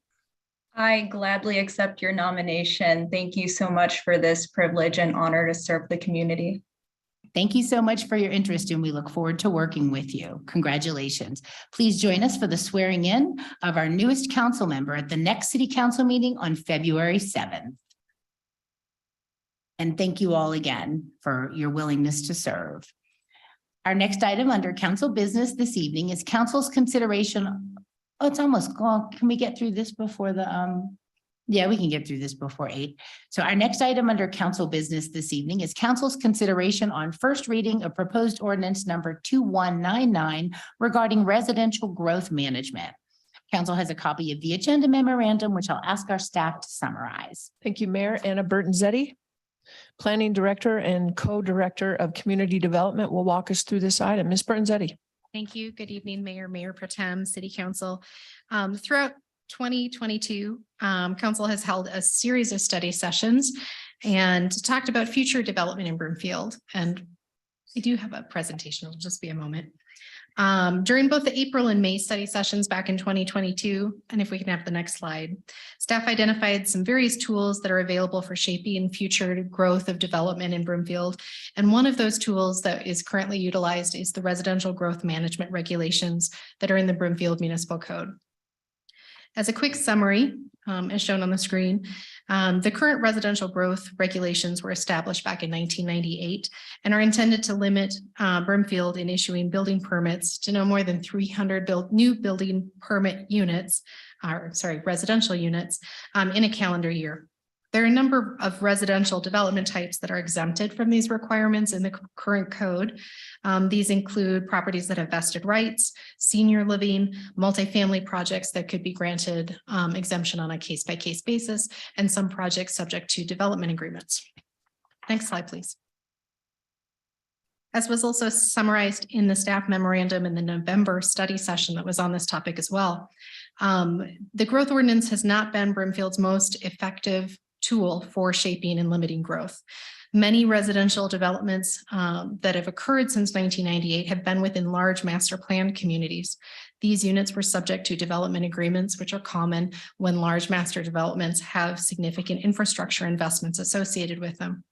Units in these developments have been exempted from the growth ordinance, and this includes large developments such as Anthem and Arista. Furthermore, many of the residential developments were granted individual exemptions as allowed under the current code with their PUD plans, planned unit development plans, and site development plans. Next slide, please. Based on the review and consideration of the growth ordinance not being the most effective tool, City Council had directed staff at the November study session to bring back an ordinance to consider repealing the growth management ordinance in full. Staff is working on updating other development regulations and will be updating as well the long-range plans to provide specific direction to future development to ensure it occurs in ways that are consistent with Broomfield's goals and objectives, while ensuring our economic sustainability for the overall community. This will include consideration of things like water-wise landscape improvements, reviewing density requirements and development standards for new development, establishing ways to encourage mixed use and redevelopment in key areas of Broomfield, and ensuring development standards around parking and energy efficiency are working towards our overall community goals. City Council will remain the review authority for new developments occurring through planned unit development plans, urban renewal site plans, concept plan review process, and site development plan review processes. Similarly, these processes involve opportunities for public comment on new development proposals. Broomfield's development review process will continue to provide opportunities for shaping future growth within the community, and it's intended that the efforts previously outlined on the January 17th study session regarding the future Broomfield efforts will serve to only strengthen and clarify the direction of future development moving forward, even with the repeal of the growth ordinance as proposed this evening. Next slide, please. I think that might actually be my last slide. So that concludes my presentation this evening. Oh, thanks. Sorry, there was a last slide. I just wanted to go over that the repeal this evening is a first reading. There will be a public hearing scheduled with consideration of the second reading. And as previously mentioned, we'll be working on the future Brimfield projects, and we'll be bringing those forward for city council and community input as the years proceed. And that concludes my presentation. Thank you. Thank you, Ms. Burton-Detty. We'll now proceed with public comments, starting with in person. If anyone would like to be heard on this item, please come to the podium and share your name and neighborhood for the record, and limit your comments to 3 minutes. Hi, my name is Elizabeth Heidel. I live in Skystone. I really just have one comment about this. I think I heard you say that this hasn't been the most effective tool, but if you eliminate it, it's going to be a completely ineffective tool until you have something else. So I'm curious why you would completely eliminate a tool that has been somewhat effective in favor of having nothing until some new code is written. That doesn't seem useful to me. Thanks. Thank you. Any other public comment? I don't think there's any online. Nope. Okay, so council member questions are next, but I'm going to go first. Ms. Burton-Detty, can you address Ms. Heidel's question? And I never do that. Thank you for the opportunity to clarify. And I think this was really one of the key things we discussed at the November study session was that the growth ordinance is potentially a tool that can be utilized. But since 1998 and the growth of the city and our focus on residential development in these large master plan communities, it really, the last probably 10 years, it hasn't been an effective tool at all. It is not currently something that shapes or limits growth because most of our growth is occurring in projects like Baseline or more recently in Anthem and Arista and other projects that are already exempted from the growth ordinance. And it was expected that that would continue well into the future. So instead, on January 17th, we brought forward the efforts that are already underway. And some of those efforts have started previously last year with the EV charging ordinance that council adopted.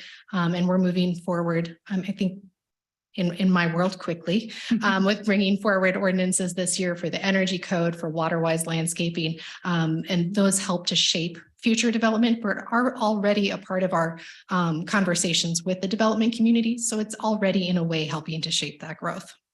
Wonderful. Thank you so much. Any other council member questions? All right. Then will the clerk please read proposed ordinance number 2199 by title? 11D ordinance number 2199, repealing chapter 17 through 62 residential growth management from the Broomfield Municipal Code, first reading. Thank you. Is there a motion? Councilmember Leslie. I move the resolution, the motion. Does it need to be the full move? It does? Okay. Do you have the language?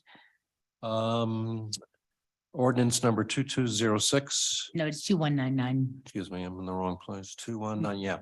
Okay, ordinance number 2199, repealing chapter 17-62 residential growth management from the Broomfield Municipal Code. I move the resolution. Thank you.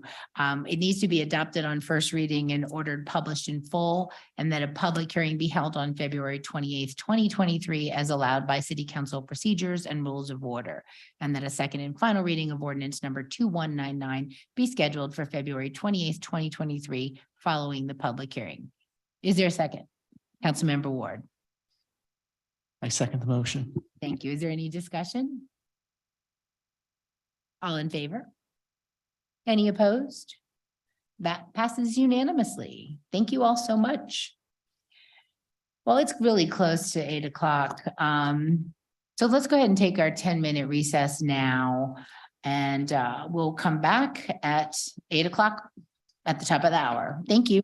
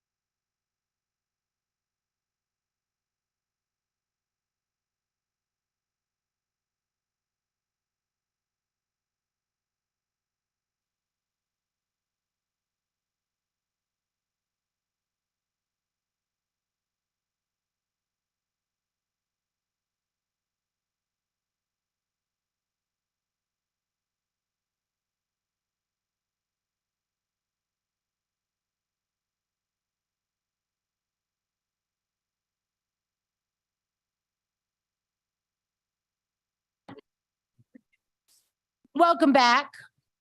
I'll give people a second to exit and get to their seats.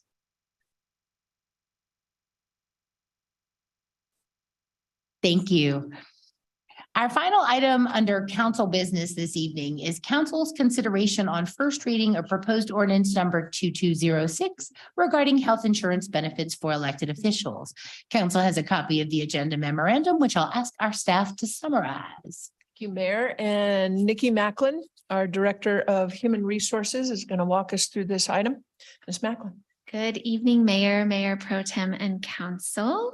Council requested staff prepare an ordinance for council's consideration to consider providing council with medical, dental, and vision insurance benefits for the mayor and council members of future terms based on the same premium contribution model as benefited employees.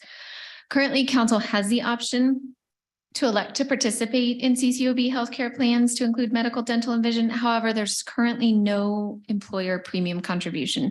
So what this means is for council members who elect this coverage, they have to pay 100% of the premium expenses. City and County of Broomfield currently provides medical, dental, and vision benefits with a portion of the premium paid by the city to employees who regularly work at least 20 hours a week.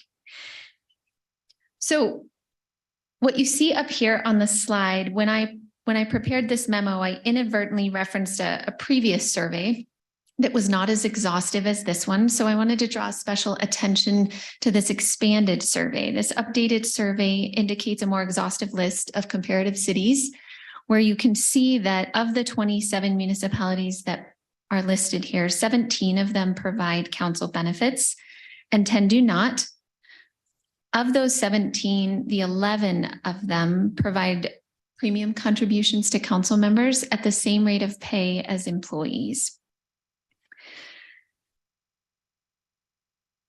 If the City and County of Broomfield provides elected officials with medical, dental, and vision benefits for future terms under the same premium contribution model as benefited employees, council members will have two opportunities to elect or modify current coverage. One would be at the time of the general municipal election held on November 7th, 2023, for any mayor and council member duly elected thereafter. And then the second opportunity for that would be during open enrollment, which occurs every year, typically in October or November, for eligibility of January 1st benefits. So following the November 2023 election, during the annual open enrollment process and immediately following, folks would have that opportunity to enroll or make changes. If approved, this ordinance would not apply to any member of the current council. It would only apply to elected officials who are elected or re-elected to new terms. So with that, if you'll advance the slide, please. This shows you the premium contributions at each level. You can see the total monthly premium cost, monthly employer cost, and the monthly premium cost. And then if you'll advance one more, please.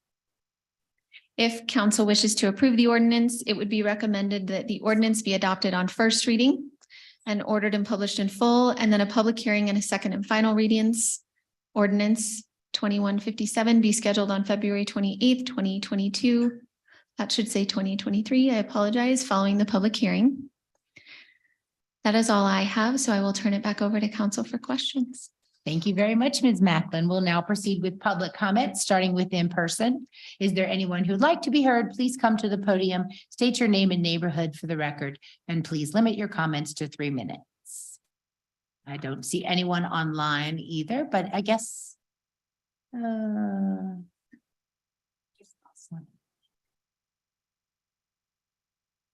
Roxy Jewel Lockmore. I might have missed this. It doesn't mean that they're mandated to take it. They can take it voluntarily. Is that correct?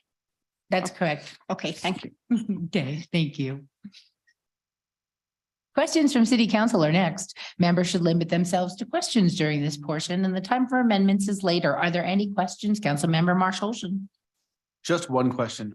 You stated that obviously it doesn't apply to us, but new council members, the only two times would be at the very beginning of the term or during open enrollment.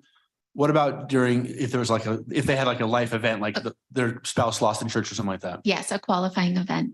Okay, Thank you. Thank you. That's the only question. Thank you. Awesome. Thank you. Any other council member questions? Okay. Will the clerk, next is council's consideration to proposed ordinance number 2206 on first reading. Will the clerk please read proposed ordinance number 2206 by title? 11E ordinance number 2206, amending chapter 2-02 of the Broomfield Municipal Code to provide for health insurance benefits, medical, dental, and vision for elected officials for future terms. First reading. Thank you so much. Is there a motion? Councilmember Ward. Yes, I move that ordinance number 2206 be adopted on first reading and ordered published in full, and that a public hearing and second and final reading of ordinance number 2157 be scheduled on February 28th, 2023, following the public hearing. Thank you. Is there a second? Can I correct that? I apologize. Oh, sure. That second and final reading of the ordinance is a different number than the first number. So can you just correct that to say second and final reading of ordinance number 2206 so that those are the same? Good catch. Yes, I owe that to Pat, not me. I was, yeah. So I move that ordinance number 2206 be adopted on first reading and ordered published in full, and that a public hearing and second and final reading of ordinance number 2206 be scheduled for February 28th, 2023, following the public hearing. Thank you. Is there a second? Councilmember Marshall. Second. Thank you. Is there any discussion? Councilmember Marshall and then Mayor Pro Tem. Thank you, Mayor. I originally sponsored this as a Section 18A because I believe that it is important that we offer the benefits to our council employees, or council work members. Broomfield is, twice the size that it was when it was 20 years ago when we became a county, and we're going to continue to grow. And this doesn't necessarily solve the issue of bringing in a diverse group of individuals to run for office, but it goes one step. The Broomfield that existed before, where only the privileged few, the wealthy or the retired, could serve, is no longer representative of the people of Broomfield. We need a diverse group of people to run. We need people who are maybe single parents and all economic, socioeconomic statuses. And so that's why I believe this is important. It is just a small step towards what we need to make sure there's disparity. I don't need this. I have a good job, white collar job that is flexible, and I have great insurance. So I'm not going to, if I get reelected in 3 years, I'm not going to plan on using this, but I think it is important that we offer it. So that's why I support this. Thank you. Thank you. Mayor Pro Tem. Thank you. Yeah, I fully support this. And this actually was something that myself and the mayor have been pushing for, predates Councilmember Marshall here for about the last 4 or 5 years at least. So I think this is great. And as Councilmember Marshall mentioned, this is not for everyone, but for those that don't have healthcare, whether or not they're not employed, part-time employed, self-employed. I think this is going to make this job a little more attainable for those folks. And what else I was going to say? Yeah, I'm definitely going to make it more attainable. And we don't want anyone worrying about healthcare. I guess that's what it comes down to. I think anyone should have to worry about that. And this is a stressful enough job as it is. So I think it'd be great that if anyone that's doing this position, they don't have to worry about healthcare for themselves or their family. So fully support it. All right. Thank you. Councilmember Lim.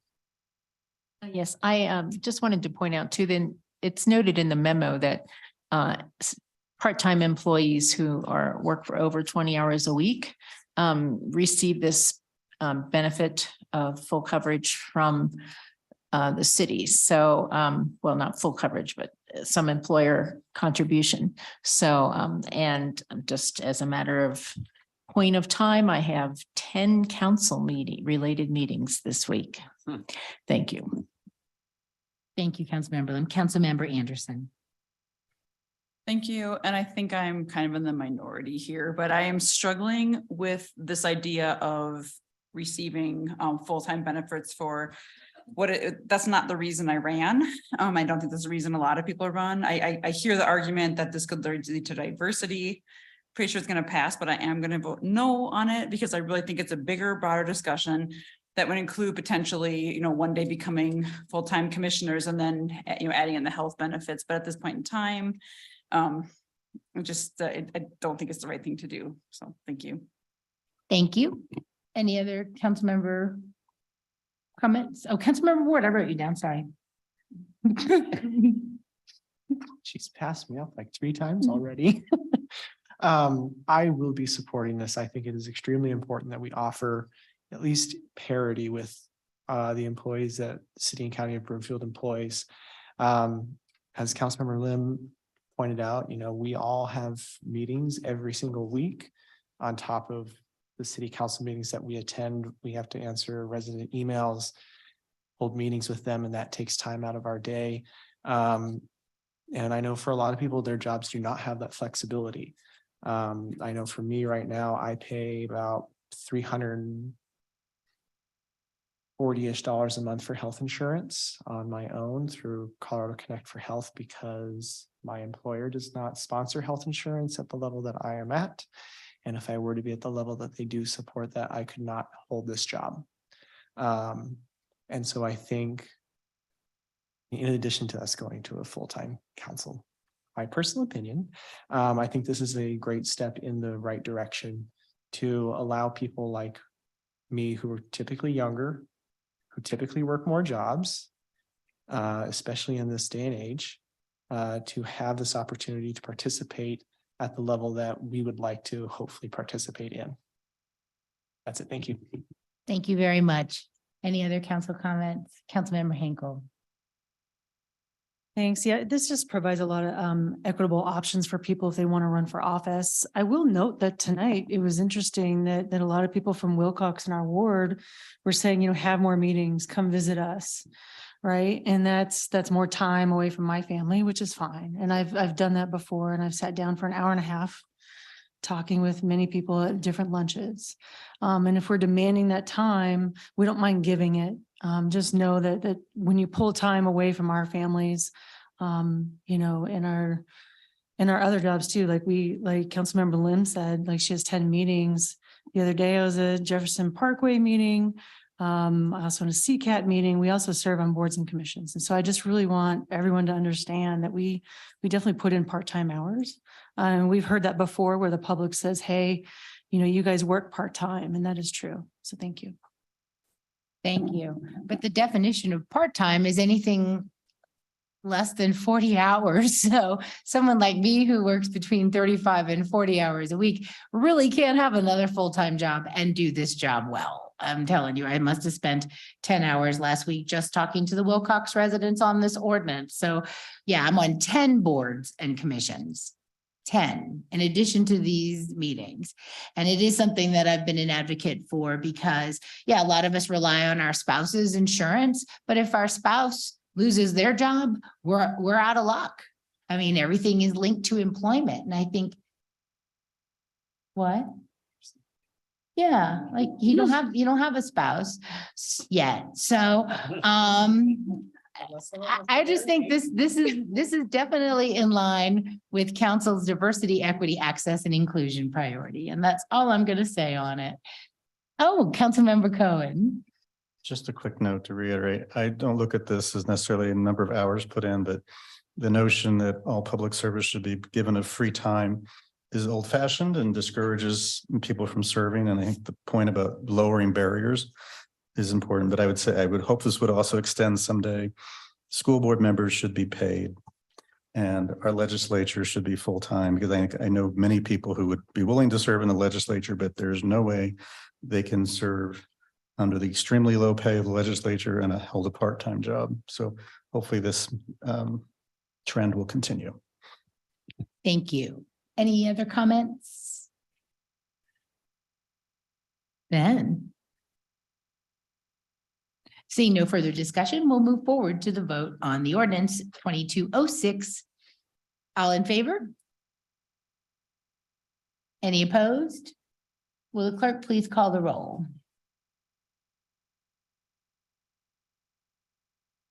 Anderson? No. Cohen? Yes. Hinkle? Yes. Jezierski? Yes. Leslie? No.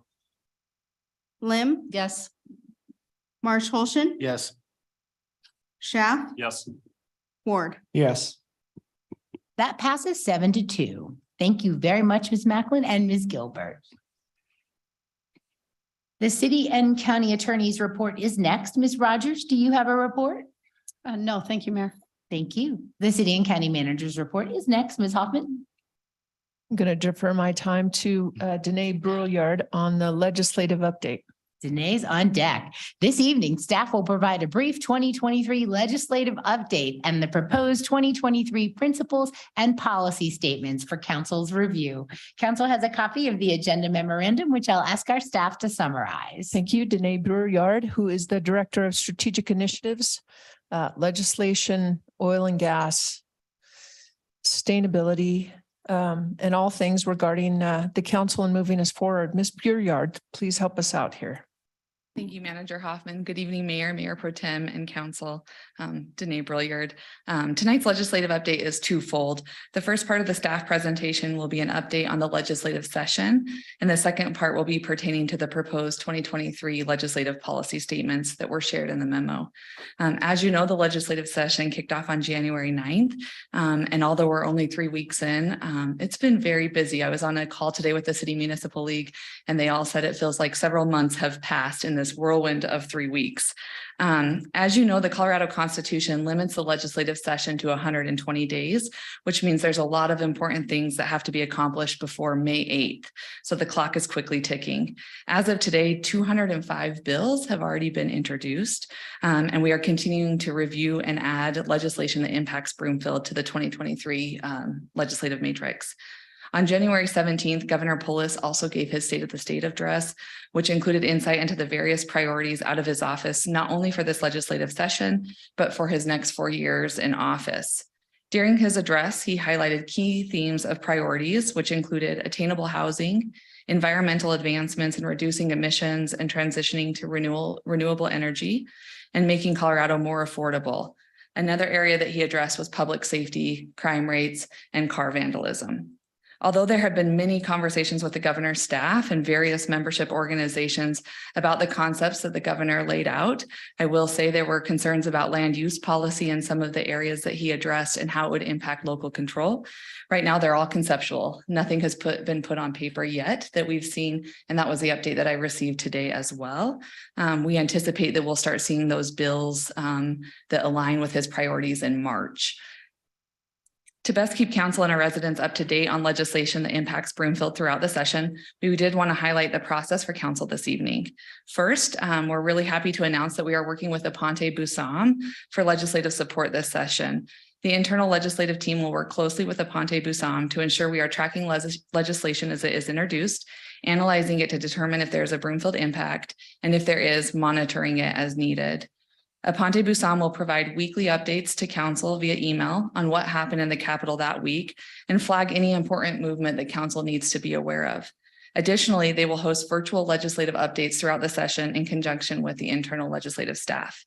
Those updates have been added to the council calendar and will be included in the public notice as residents are able to join and listen to those calls.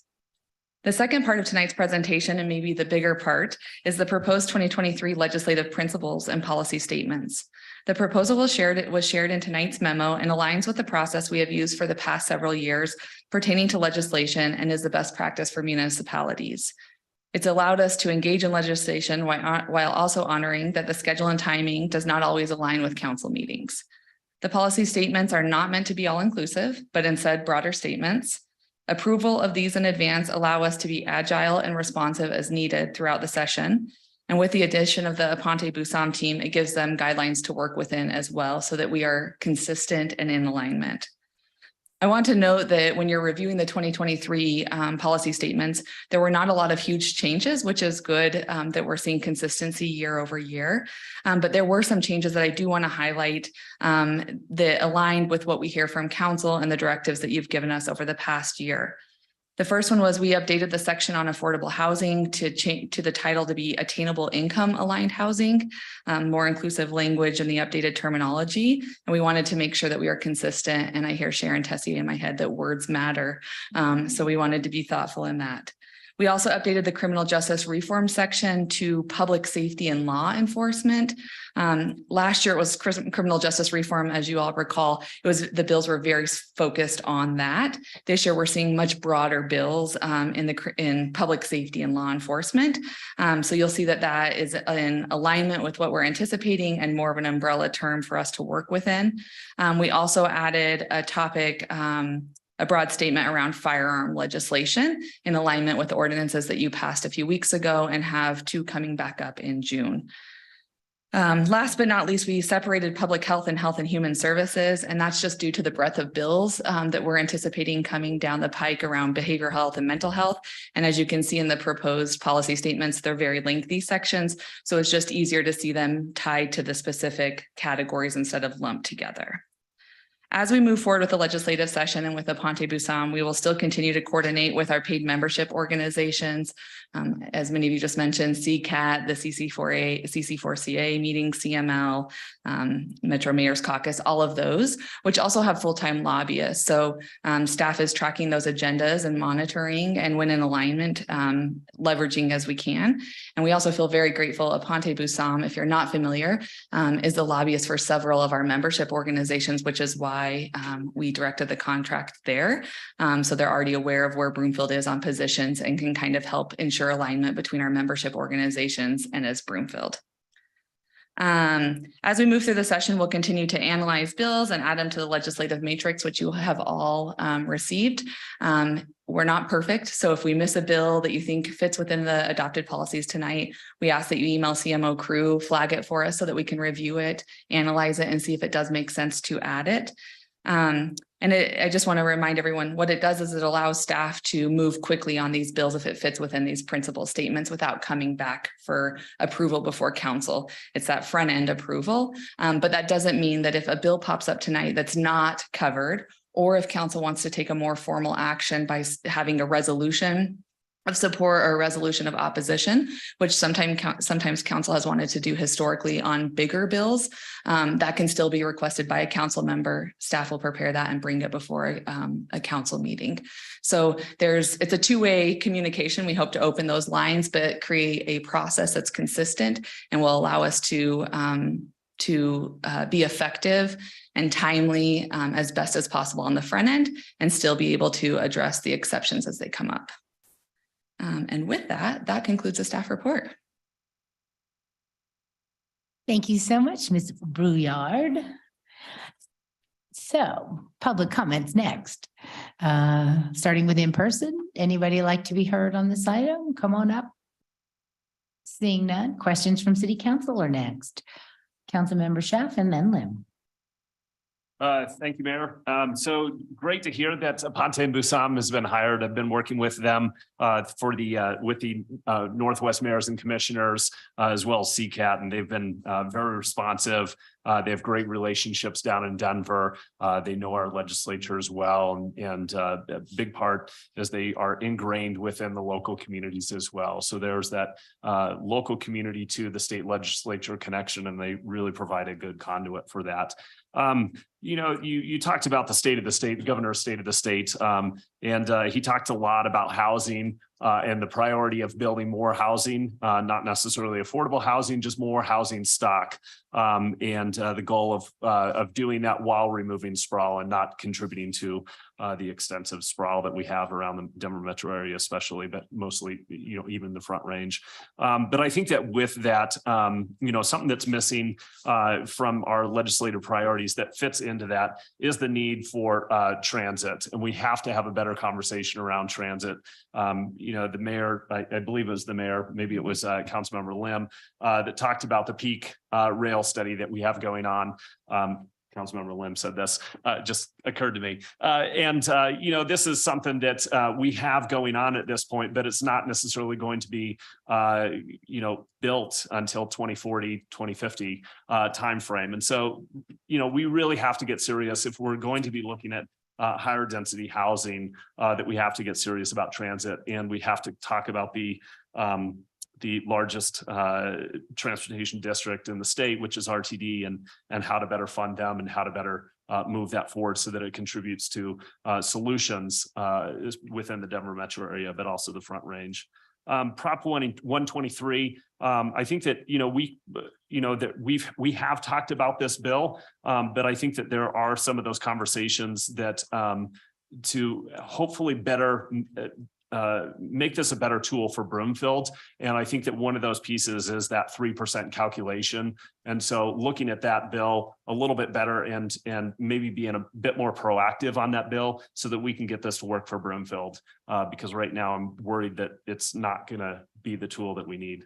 Public safety. I think that we can tout up diversion programs within that. That's a big thing that we've had locally with our municipal judge, is talking about diversion programs and the importance of those and how effective those are. Another conversation that's going to be happening within the state is around juvenile justice. And so making sure that we are contributing to that conversation. The wildland urban interface, the WUI, that is a bill that, for Broomfield, we are one of those communities that are sitting at the top of that list in terms of our fire risk. And that is a conversation that is going to continue. Some of this is very nuanced in terms of the type 1, type 2 board, but I do believe that that's a conversation that we should be involved in.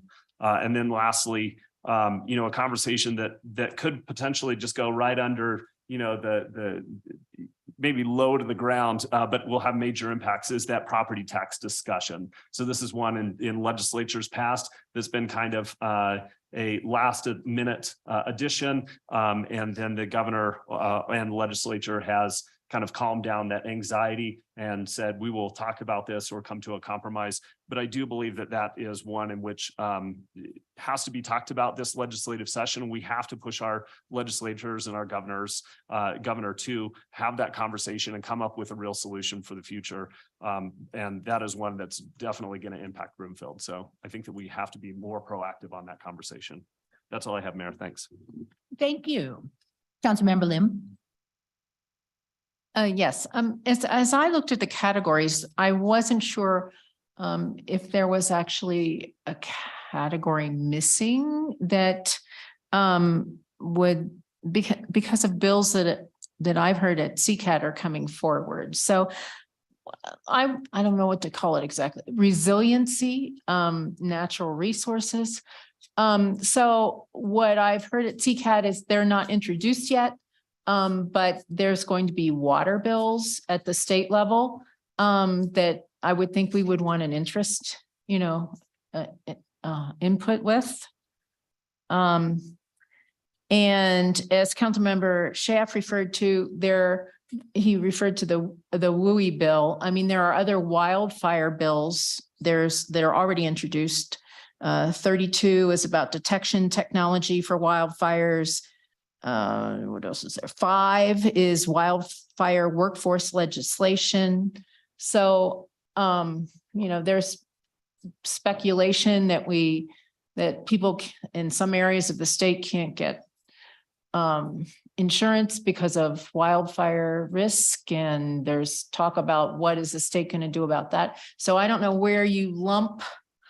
I would call it, I don't know, resiliency. I don't know if that's what covers it or not, but that's what I looked at and thought, where is that in there?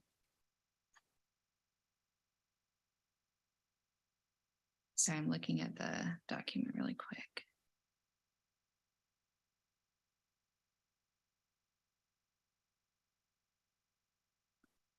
I thought we had added water, so just one. There was like water conservation, one mention of water conservation. And I think that was intentional, knowing that there was going to be a bill or bills introduced, but not knowing, we haven't seen any draft language to know specifically. So we tried to use more broad umbrella terms on that front, so that we would have the ability to move and not be so myopic that we were paralyzed with what was approved.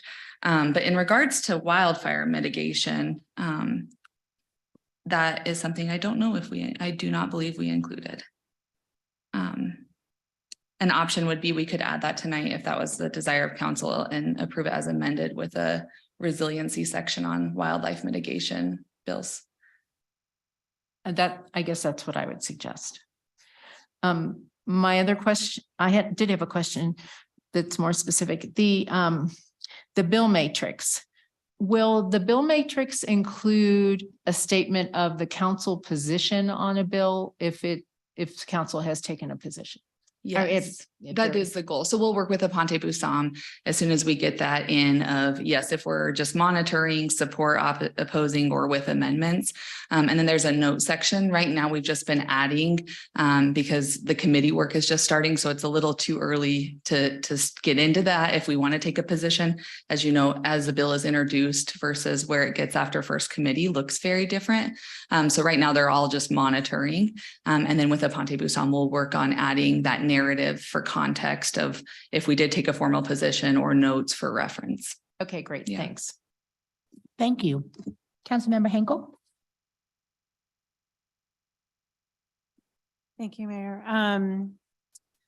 Thanks for all of this. You worked so hard and I really appreciated it. And it's not easy to keep up on all the legislative priorities. I just want to be mindful in the future, like when we have another person on city council, you know, what their thoughts are on these legislative priorities. And I'm curious as to when we will revisit these. And what does that look like for, you know, new council being on council? I'll good take that. question.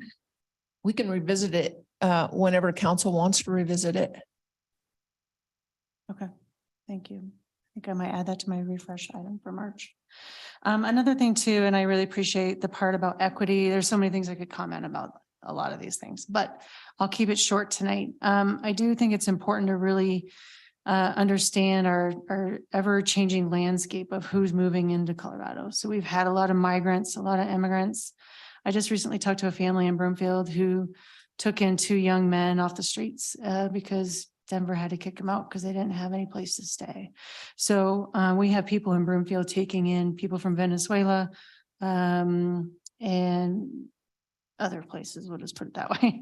And they really don't have a lot of opportunities. So they're being treated like, okay, Biden just said, we're going to let the people become the sponsors. Like, thanks, Biden.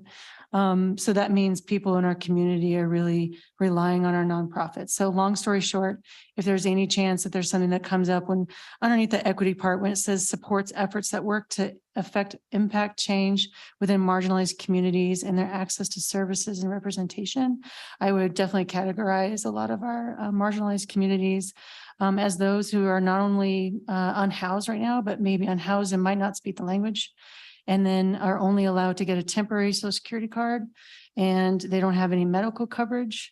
And they're very limited in what they can actually get. So they literally maybe can get a checking account, an ID, and a temporary Social Security card. So thank you. Thank you. Councilmember Ward?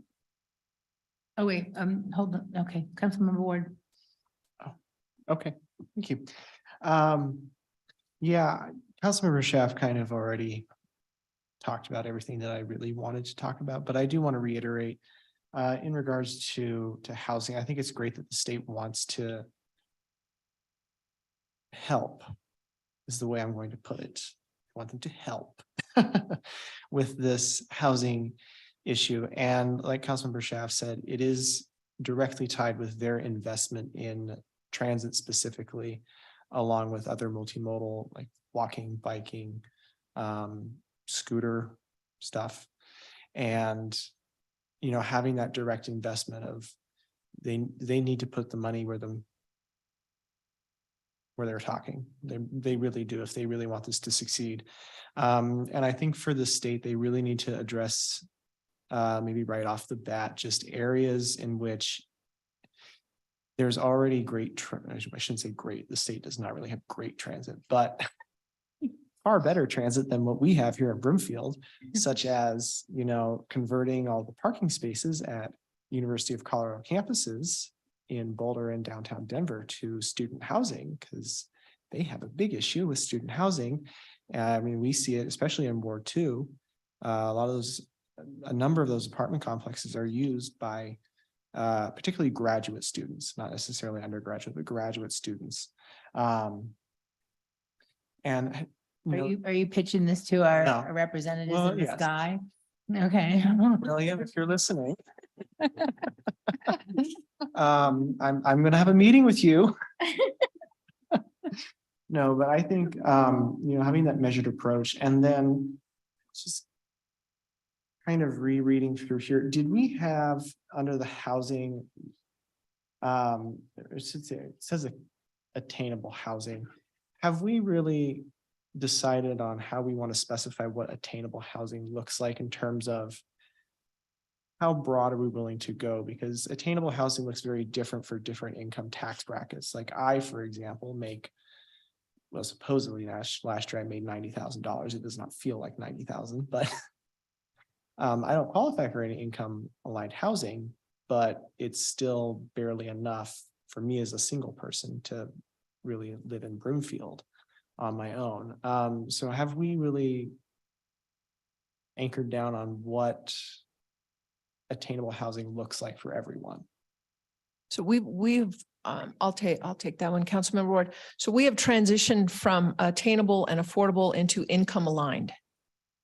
And so again, a lot of these legislation, the adage is nobody is safe when the legislature is in session. And one of the things I think that with the biweekly meetings, again, and council making decisions about when to weigh in and when not to weigh in. What impacts Broomfield, what impacts the region, what impacts the state? How much time are we going to allocate from council's perspective for those bigger ticket items? And so again, Danae, bi-weekly? No. Try every 3 weeks. Every 3 weeks. And then when we'll have the legislative updates. So guidelines are meant to think about when you're bowling and you put the bumpers up. Doesn't mean that it's going to go straight down. Doesn't mean it's going to stay on the right. It's going to go back and forth a bit. Legislation is a science. And when we have, to Councilmember Lim's point, regarding water and water conservation, and to the extent that we either testify or we supply amendments, as a council, we'll move forward on having the conversation about, does it impact Broomfield? Because if it doesn't impact Broomfield, spending time, effort, energy, and resources becomes more and more challenging. I mean, we're anticipating over 650 bills being introduced. It sounds like it's going to be mind-boggling, but quite frankly, when you get accustomed to looking at them, you have a really good sense. You can cut 50% of them just by looking at the sponsors, to be honest with you. Is the Veterans Military still the kill committee? You know what, it is not. And so as a lobbyist for 25 years, that was a default, right? So that everybody kind of really appreciated that the veterans was the kill committee. But there's something to be said when you have you have one party in all three of those houses. There's not a huge check and balance, right? Which means that we need to be paying even more attention than we were paying attention before, quite frankly, to Councilmember Schaaf's point, on the amendment 123. And so it's general legislation, rather than calling it, we're going to come and change your zoning. They say, we want to cut and reduce your air emissions. So we're going to put transit-oriented development into all of these other bills. Those are not necessarily difficult to track. So the bill matrix as we move forward, again, with the primary focus being is, does it impact Broomfield? And if it doesn't, to what extent do we weigh in is really the primary conversation that we need to be having as we move forward. And, listening to the state of the state, you can't have more and more and more and more. It doesn't work like that. So when you cut the sales tax rate, and you freeze property tax, and then you say, but then we're going to do all of these other programs, something's going to come to a head. The state's in the red right now. So it bodes well for all local governments to really be cognizant of something's got to give somewhere. And a part of it is going to be in that legislation. Tracking the fiscal notes is generally where everybody lives. You don't get a fiscal note until it's gone to that second committee.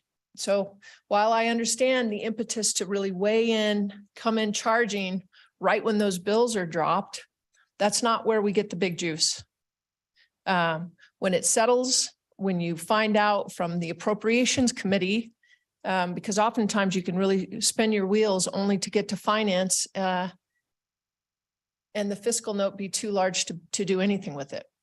So again, it's cadence and it's really developing a shoring up what that legislative, what that matrix looks like. And Ruth Aponte is one of the best of the best. So super fortunate to have her down there. Thank you. You continue on, Councilmember, I'm sorry. I have one more comment real quick. Yeah, I think in addition, or maybe two, in addition to what I had just said, I do think it is important that, you know, the state, when they make these proposals, they need to earmark money and actually have a funding source of where are they going to get it and what are they cutting. And then to go along with that, I think, you know, it's something I really want to see with transportation, but in relation to housing, you know, Councilmember Schaaf alluded to this, is, you know, for Broomfield, we've always been told residential does not pay its own way.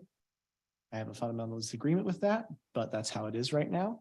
And I think the state really needs to look at how are they going to address that. So communities like us that offer probably more services than other communities that can rely strictly on their residential property taxes to bring in that money,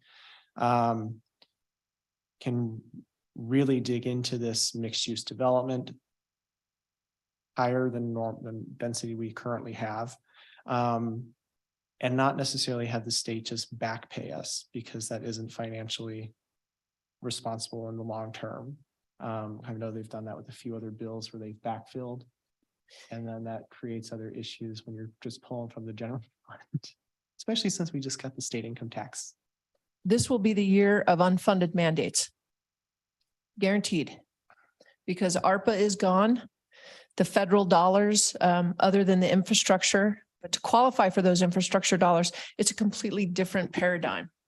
So they're going to, of course, be looking at the locals to really pick up the tab on a large majority of the initiatives.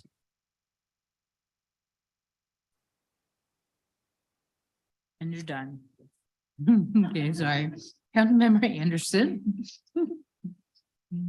Thanks. I just want to thank you for that reminder, Ms. Hoffman, of the unfunded mandates. And we also need to be vigilant and watching, you know, what's coming our way.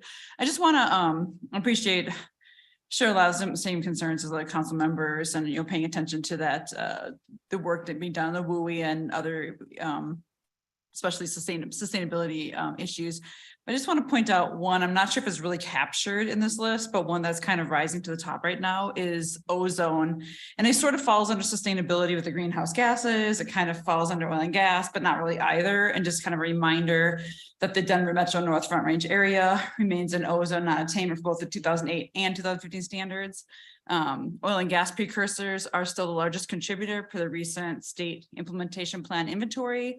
And that recent SIP does not put us on a trajectory to meet the 70 parts per billion ozone standard. And they also really, you know, during that process, they recognized that the NOx emissions inventory from the oil and gas sector was significantly undercounted. So we are not in a good place on the ozone front.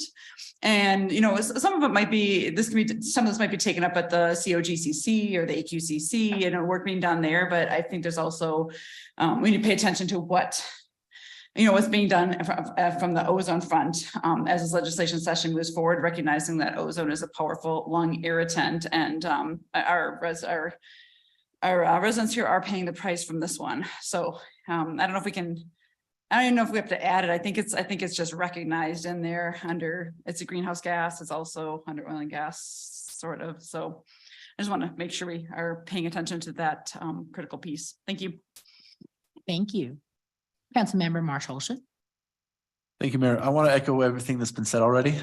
That's pretty much the easiest way to do it because I agree with my colleagues before. Couple things I wanted to highlight for is, it has been said, transit. Transit. I mean, it touches everything else that we do. We can't have sustainability if we don't have transit. We can't have economic development if we don't have transit. And we really need that. We really need the state to help get that to us. The other thing is, as been said, I've expressed my frustration over and over again, hearing the governor speak about touting how we have the lowest property taxes in the country. And I don't know anybody that likes paying property taxes, but that's how we fund things. And it needs to be fixed. And I don't know what the state, I know with this session is going to be tough. But the talk of lowering, not lowering property taxes and the income tax repeal, it just hurts us at the local level. And we have to be able to fund things that way. So those are kind of the two things that I think I agree with everything that's in there that I think we should be pushing. So thank you. Thank you. Councilmember Cohen. Thank you, Mayor. I'll be quick. I just first thank you very much for tracking everything in the legislature. That's more than a full-time job, so I feel your pain. I just wanted to know, I think under law enforcement and public safety, I was wanting to suggest that we add something to the effect of about car thefts and property thefts in general. I know the governor spoke about it. I believe Aurora has adopted tougher regulations. I don't know what the effect of that has been, but I know that's a major concern in our neighbors and neighborhoods around Ward 5 is the increasing number of car thefts and the perception of lack of criminal justice, frankly, to stop the repetitive actions. So I think if there's something in that we could address or present support for the governor. I know we'll readdress the gun issue in the next meeting, noting the fact the governor was pretty lukewarm on any additional action. And I will echo some of the other council members in terms of distress that the governor has talked very openly in the state about getting rid of the income tax. It lacks credibility when that comes from a man who has hundreds of millions of dollars. Of course, he wants no income tax, but it would just mean shifting a lot of tax burden onto middle-class residents of Broomfield and should be opposed. Thank you. Any other council member? Oh, Councilmember Shah. Thank you, Mayor. So in years past, we've invited our Broomfield state representative as well as our state senator to come and meet with council.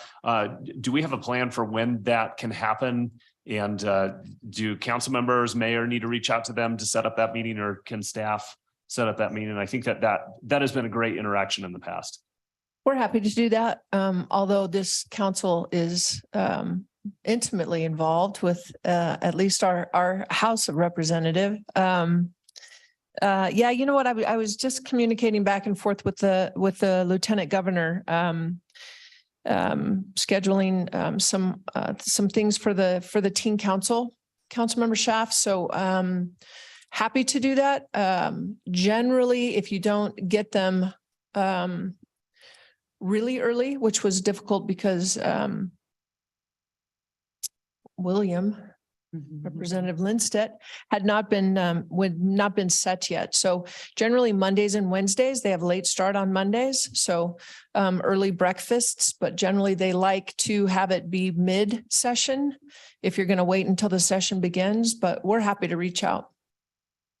That's great. Thank you. I was down at the Capitol for a legislative caucus meeting and went and saw William in his new office. Yeah. Sorry, Representative Lindstedt in his new office. Even ate some fried chicken with him. Nice. But he's looking forward to meeting with our council and seeing us. So he just wants the invitation.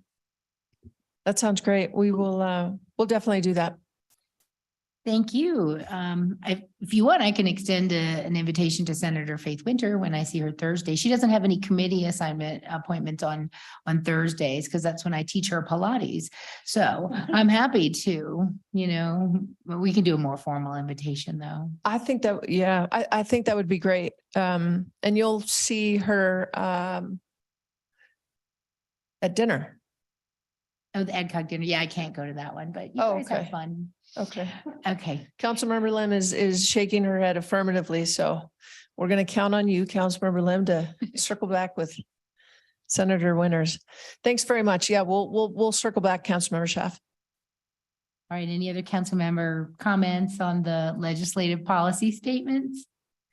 Well, go ahead, Can I Ms. just add- Bouillard. Yeah, sorry, I know this is probably out of script, but Councilmember Lim, if helpful, I did just look at some different best language around what you were looking for. And so if you do want to offer amendment, I have some language if helpful. Let me share it with you. And if you desire, you can proceed. But the therefore statement under resiliency, that Broomfield supports programs and efforts that improve the resilience and adaptability of Broomfield and all Colorado communities in the face of natural disasters and resource limitations.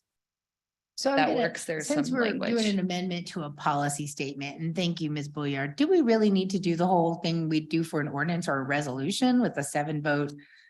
It really is just direction because we've formalized this a little, and Danae and I had talked about this in the past. We formalized this a little bit, but this really is getting direction by council on a written document. Right. Okay, so I don't have to. Are you guys good with adding that amendment? Anybody? All good? We got thumbs up. Okay, let's add that into our policy statement. Thank you, Councilmember Lim. So then we'll just go ahead and vote on the updated policy statement for legislative principles. The 2023 legislative principles and policy statements, all in favor? Do we need a motion in a second too? I mean, that just feels so weird.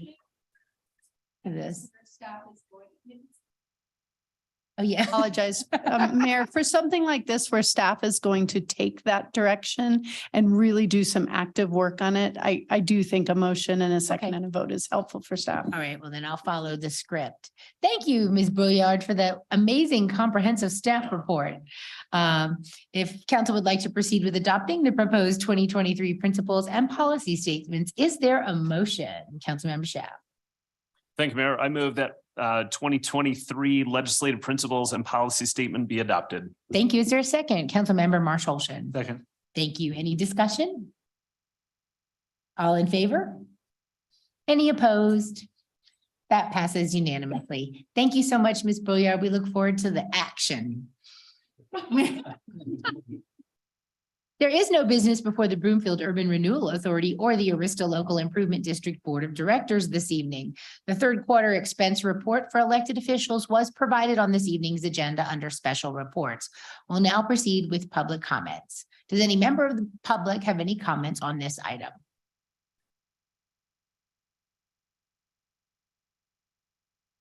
Please state your name and neighborhood for the record. No. Roxy Julia Lockamore. Quit laughing. Just like the city has a budget that you're supposed to try to go by. In fact, it's kind of mandated that we really try to hold to that budget, especially in the future when there won't be as much money coming in as there is right now. The council and the mayor over the years, because I was part of this from when it was conceived back in 2008, actually before then we were talking about it in 2007. There was a budget made. It's been amended a couple of times, but the amount that was put down for it was the budget. And if you as a council and mayor over the council or the mayor and the council can't abide by that budget that was made, then how do you expect the citizens of Broomfield to expect you to be able to take care of the budget for the city and county of Broomfield? All I'm saying is that you know what your budget is. There's no reason to go over it or to give somebody else's money to another person so that they can go ahead and run rapid with whatever the money and whatever the budget is. So if you can't abide by your own budget that was made, I don't see how you can take care of the city. Thank you. Thank you. Anyone else? Well, there's no one else in here. I don't see any online. Does any council members, Councilmember Henkel? Thank you, Mayor. I'll address this because I feel like the comments, we've had just a couple emails, and thank you, Roxy, for joining that conversation and being. Oh, thank you, Roxy, for speaking. It's getting late too, and I appreciate you being here late in the night. I think it was addressed to me. My budget was over last year. It was an honest oversight that happened between quarterly reports, and I was actually surprised, just as everyone else was. But I'm committed to doing better. I will work with staff to ensure that council members are aware of the budget between the quarterly reports, and perhaps we create a living, updated document that we can access without directing or asking our hardworking staff where we are at in our budget before they book our requested conference registrations. And I'm hoping we can also work on policies to prevent this in the future, because I actually don't think that we have a policy if we do go over. I do want to note that I did not use my budget for even the first 2 years. And I'm committed to reducing my budget by the overage in 2023. Thank you. Thank you. Thank you very much. Any other council members? Councilmember Ward? Yes, I have a question about probably for staff. When was our current budgets set? In terms of, each council member gets what, 6,000, mayor gets 10,000, then we just get 500 for community involvement or engagement or whatever that line item is. 2018. Okay. I was just curious if maybe we need to look at that as a slight update, given, costs have increased for travel expenses and registration, I'm assuming, for events has increased. It might be something we don't need to look at. Maybe it is something we need to look at, but just something to be mindful of that, costs have increased. And personally, for me, the community engagement fund, I think, could be a little more, just so we have more flexibility and opportunity to really communicate with our residents and hone in, especially if I want to do quarterly town halls with them, et cetera. Well, I was gonna, on that. Staff will do whatever. It's kind of an interesting idea, because my colleagues in correct. Thornton, they actually have 2 ward meetings a year that's facilitated by staff to send out invitations and find a place, and and it's something we've never really done here. I think when I've tried to do one-off, they weren't attended, right? But as people know it's happening, the ones in Thornton are very well attended. So I don't know if it's something maybe we want to kick to the focus session and talk about ward meetings. I think it's kind of a cool idea if people would come, if we're going to use the resources. What do you think? Well, we can't make people come, but I know. we're certainly we're certainly open to coffee always gets people places, as does any type of ice cream.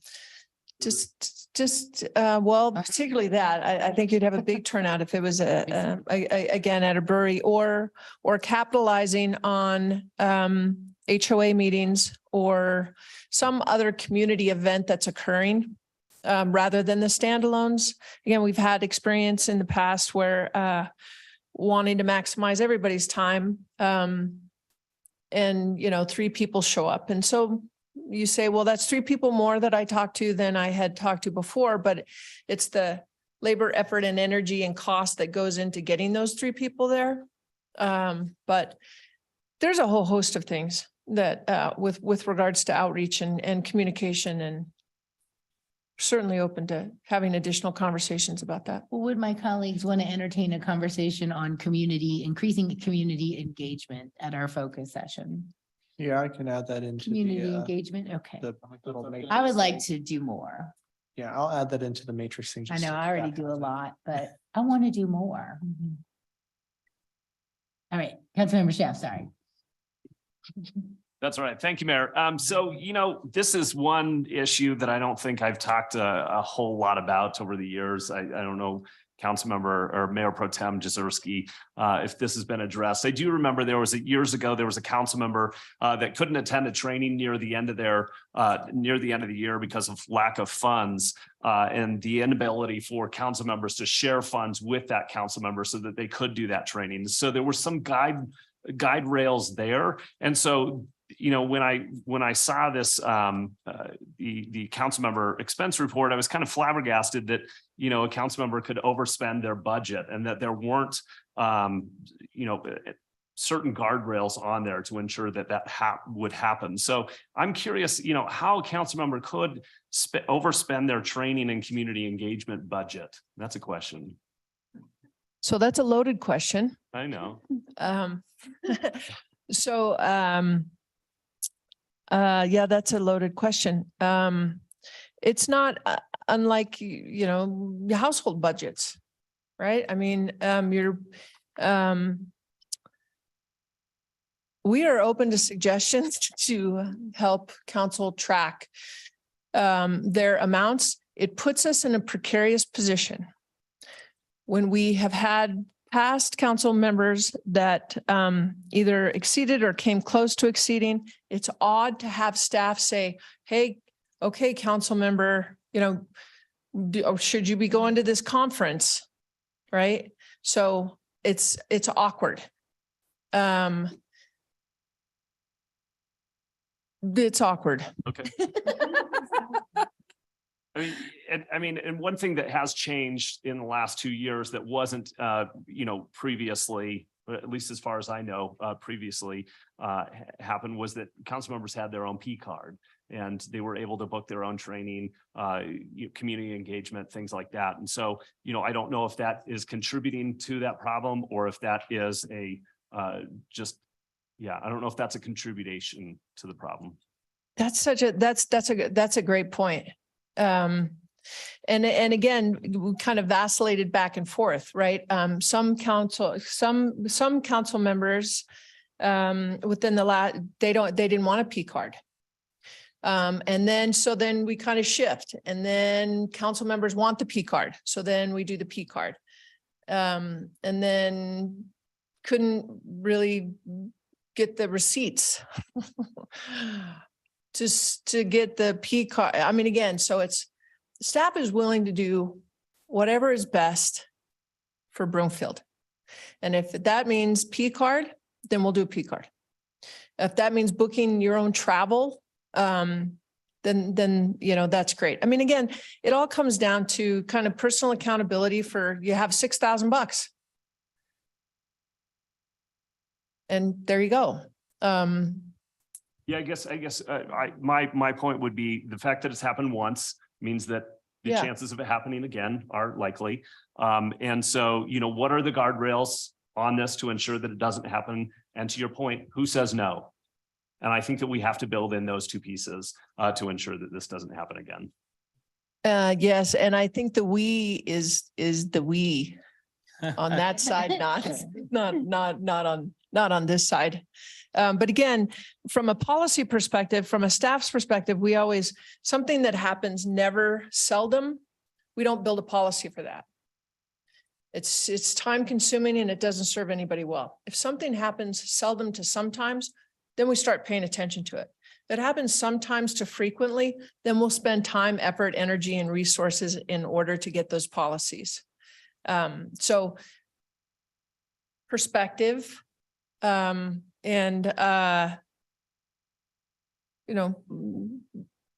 just going to end that statement there. All right. Thanks. Thanks, Mayor. All done. Mayor Pro Tem. Yeah, kind of late for this comment, but I'm going to go on the last word you said, perspective. I've been on council now going on 8 years, and this really hasn't been an issue, I don't think at all. So I'm happy to entertain this discussion at our retreat in the coming, but let's not spend too much time on it. It's really not that big of an issue. So it's quick discussion, but I think we have more important things that we need to address than this. Thank you. Appreciate that. All right. Does that wrap up the discussion on this item? There being no further discussion, we'll move on. There are no requests for future action this evening, concluding the items on the agenda. Is there any other business to come before the council? There being no further business, the council meeting is adjourned. Good night. The Access Live